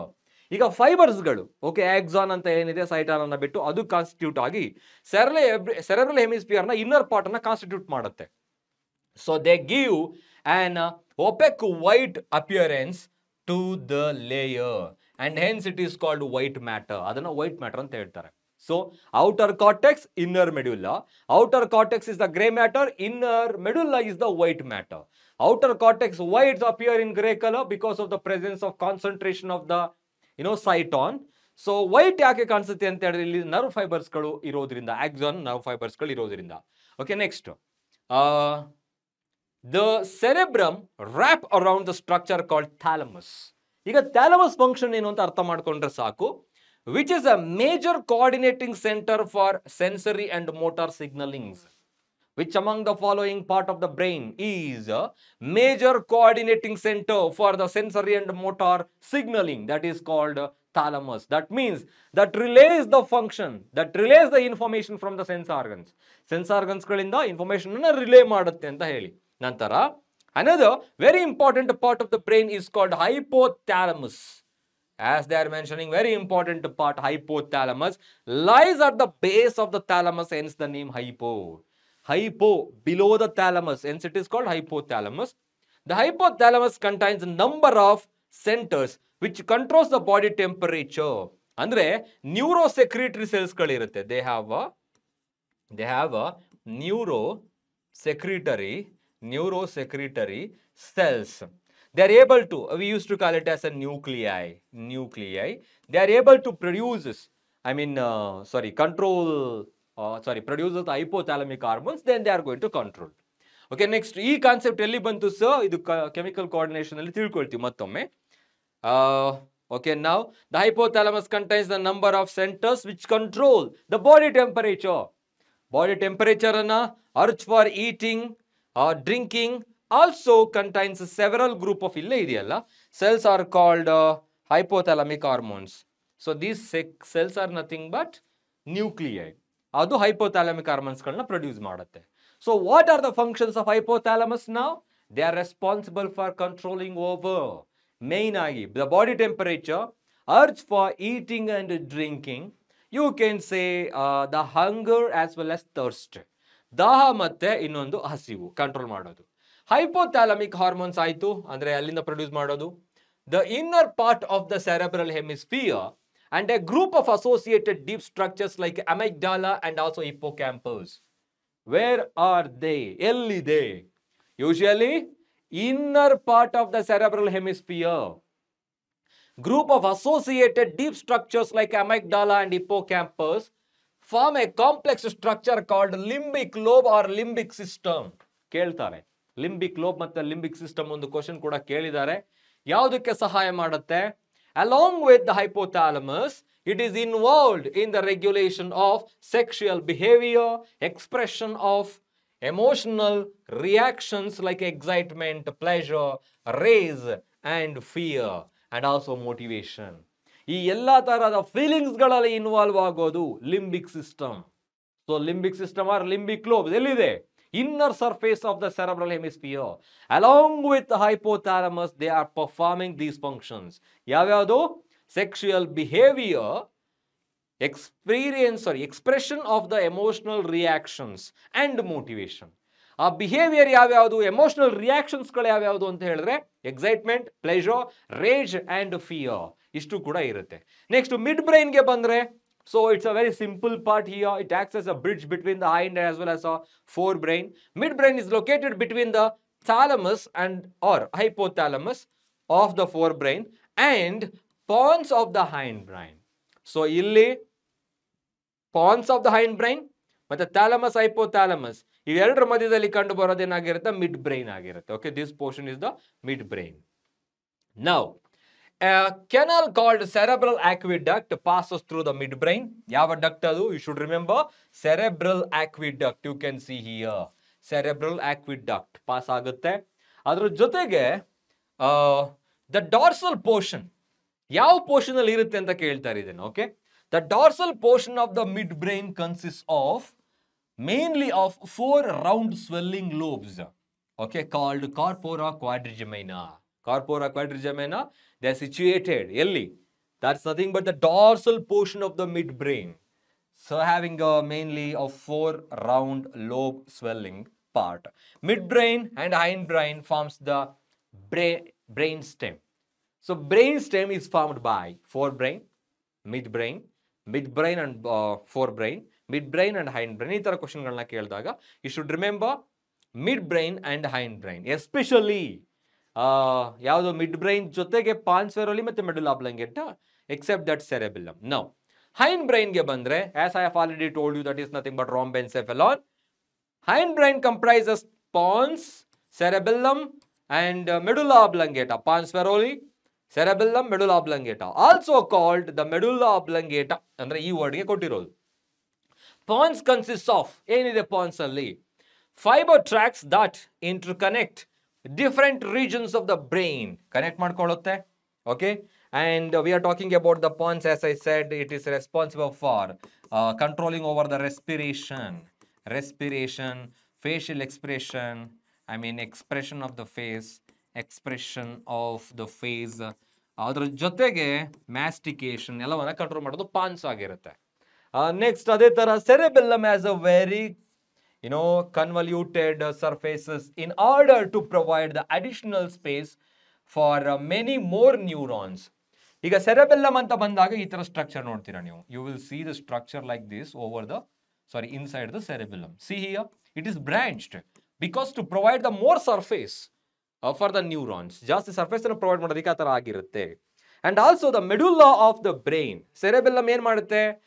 This cerebellum, the main function of this particular part is bring the coordination between the various muscles during activities. Agagi, so coordination between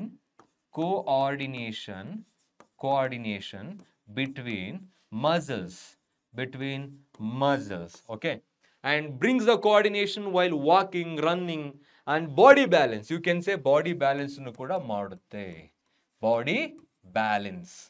Okay, so these are the functions of cerebellum. Next, the medulla of the brain connected to the spinal cord andre continue agutte adu.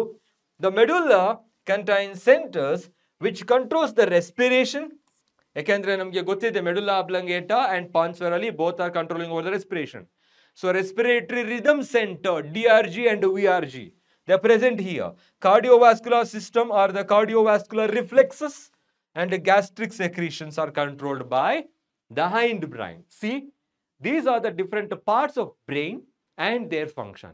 Main agi ಒಂದು grey matter, white matter ಅದ್ರಲ್ಲಿ ಏನಿರುತ್ತೆ, ಅದಾದ್ಮೇಲೆ hypothalamus ಮತ್ತೆ thalamus ಫಂಕ್ಷನ್ಸ್ಗಳು, later limbic system, limbic lobes ಅವುಗಳ ಫಂಕ್ಷನ್ಗಳು ಮತ್ತೆ ಅದ್ರ ಪೊಸಿಷನ್ ಎಲ್ಲ ಇರುತ್ತೆ, inner surface to the cerebral hemisphere. ಅದಾದ್ಮೇಲೆ ಇನ್ನೊಂದು ನಾನು ಹೇಳಿದೆ ನಿಮಗೆ ಕಾರ್ಪೋರಾ ಕ್ವಾಡ್ರಿಜಿಮೈನಾ, ಡಾರ್ಸಲ್ ಟು ದಾಟ್. ಅದು ಯಾವ ಪೋರ್ಷನ್ ಕಂಡು ಬರುತ್ತೆ ಅಂತ ಕೇಳ್ತಾರೆ. Here we have written right. So ಎಲ್ಲಿ ಕಂಡು ಬರುತ್ತೆ? ಅದು dorsal portion of the mid brain ಅಲ್ಲಿ. ಸೊ 4 ಲೋಬ್ಸ್ಗಳು ಕಂಡು ಬರೋದು ಅದು ಏನಾಗಿರುತ್ತೆ? ಕಾರ್ಪೋರಾ ಕ್ವಾಡ್ರಿಜಿಮೈನಾ. ಸೊ ಈ ತರ ಆಲ್ಮೋಸ್ಟ್ ಎಲ್ಲ ಕಾನ್ಸೆಪ್ಟ್ಗಳನ್ನ ಕವರ್ ಮಾಡಿದೀವಿ. As I have already told you, reflex action and also sensory organs like eye and ear, their mechanism is completely removed from the syllabus for now. So I hope you understood this chapter line by line. ನೋಡಿದೀವಿ ಕೆಲವು ಕಾನ್ಸೆಪ್ಟ್ಗಳು ಅಥವಾ ಕೆಲವು ಲೈನ್ಸ್ಗಳು, ಟರ್ಮಿನಾಲಜೀಸ್ಗಳು ನೀವು ಬಿಟ್ಟಿರೋದು ಇವತ್ತು cover ಆಗಿದೆ ಅಂತ ಅನ್ಕೊಂಡಿದ್ದೀನಿ. Next class ಅಲ್ಲಿ ಇನ್ನೊಂದು ಚಾಪ್ಟರ್ ಜೊತೆ ನಾನು ನಿಮ್ಗೆ ಸಿಗ್ತೀನಿ. Till then take care, have a nice day everyone. Bye by.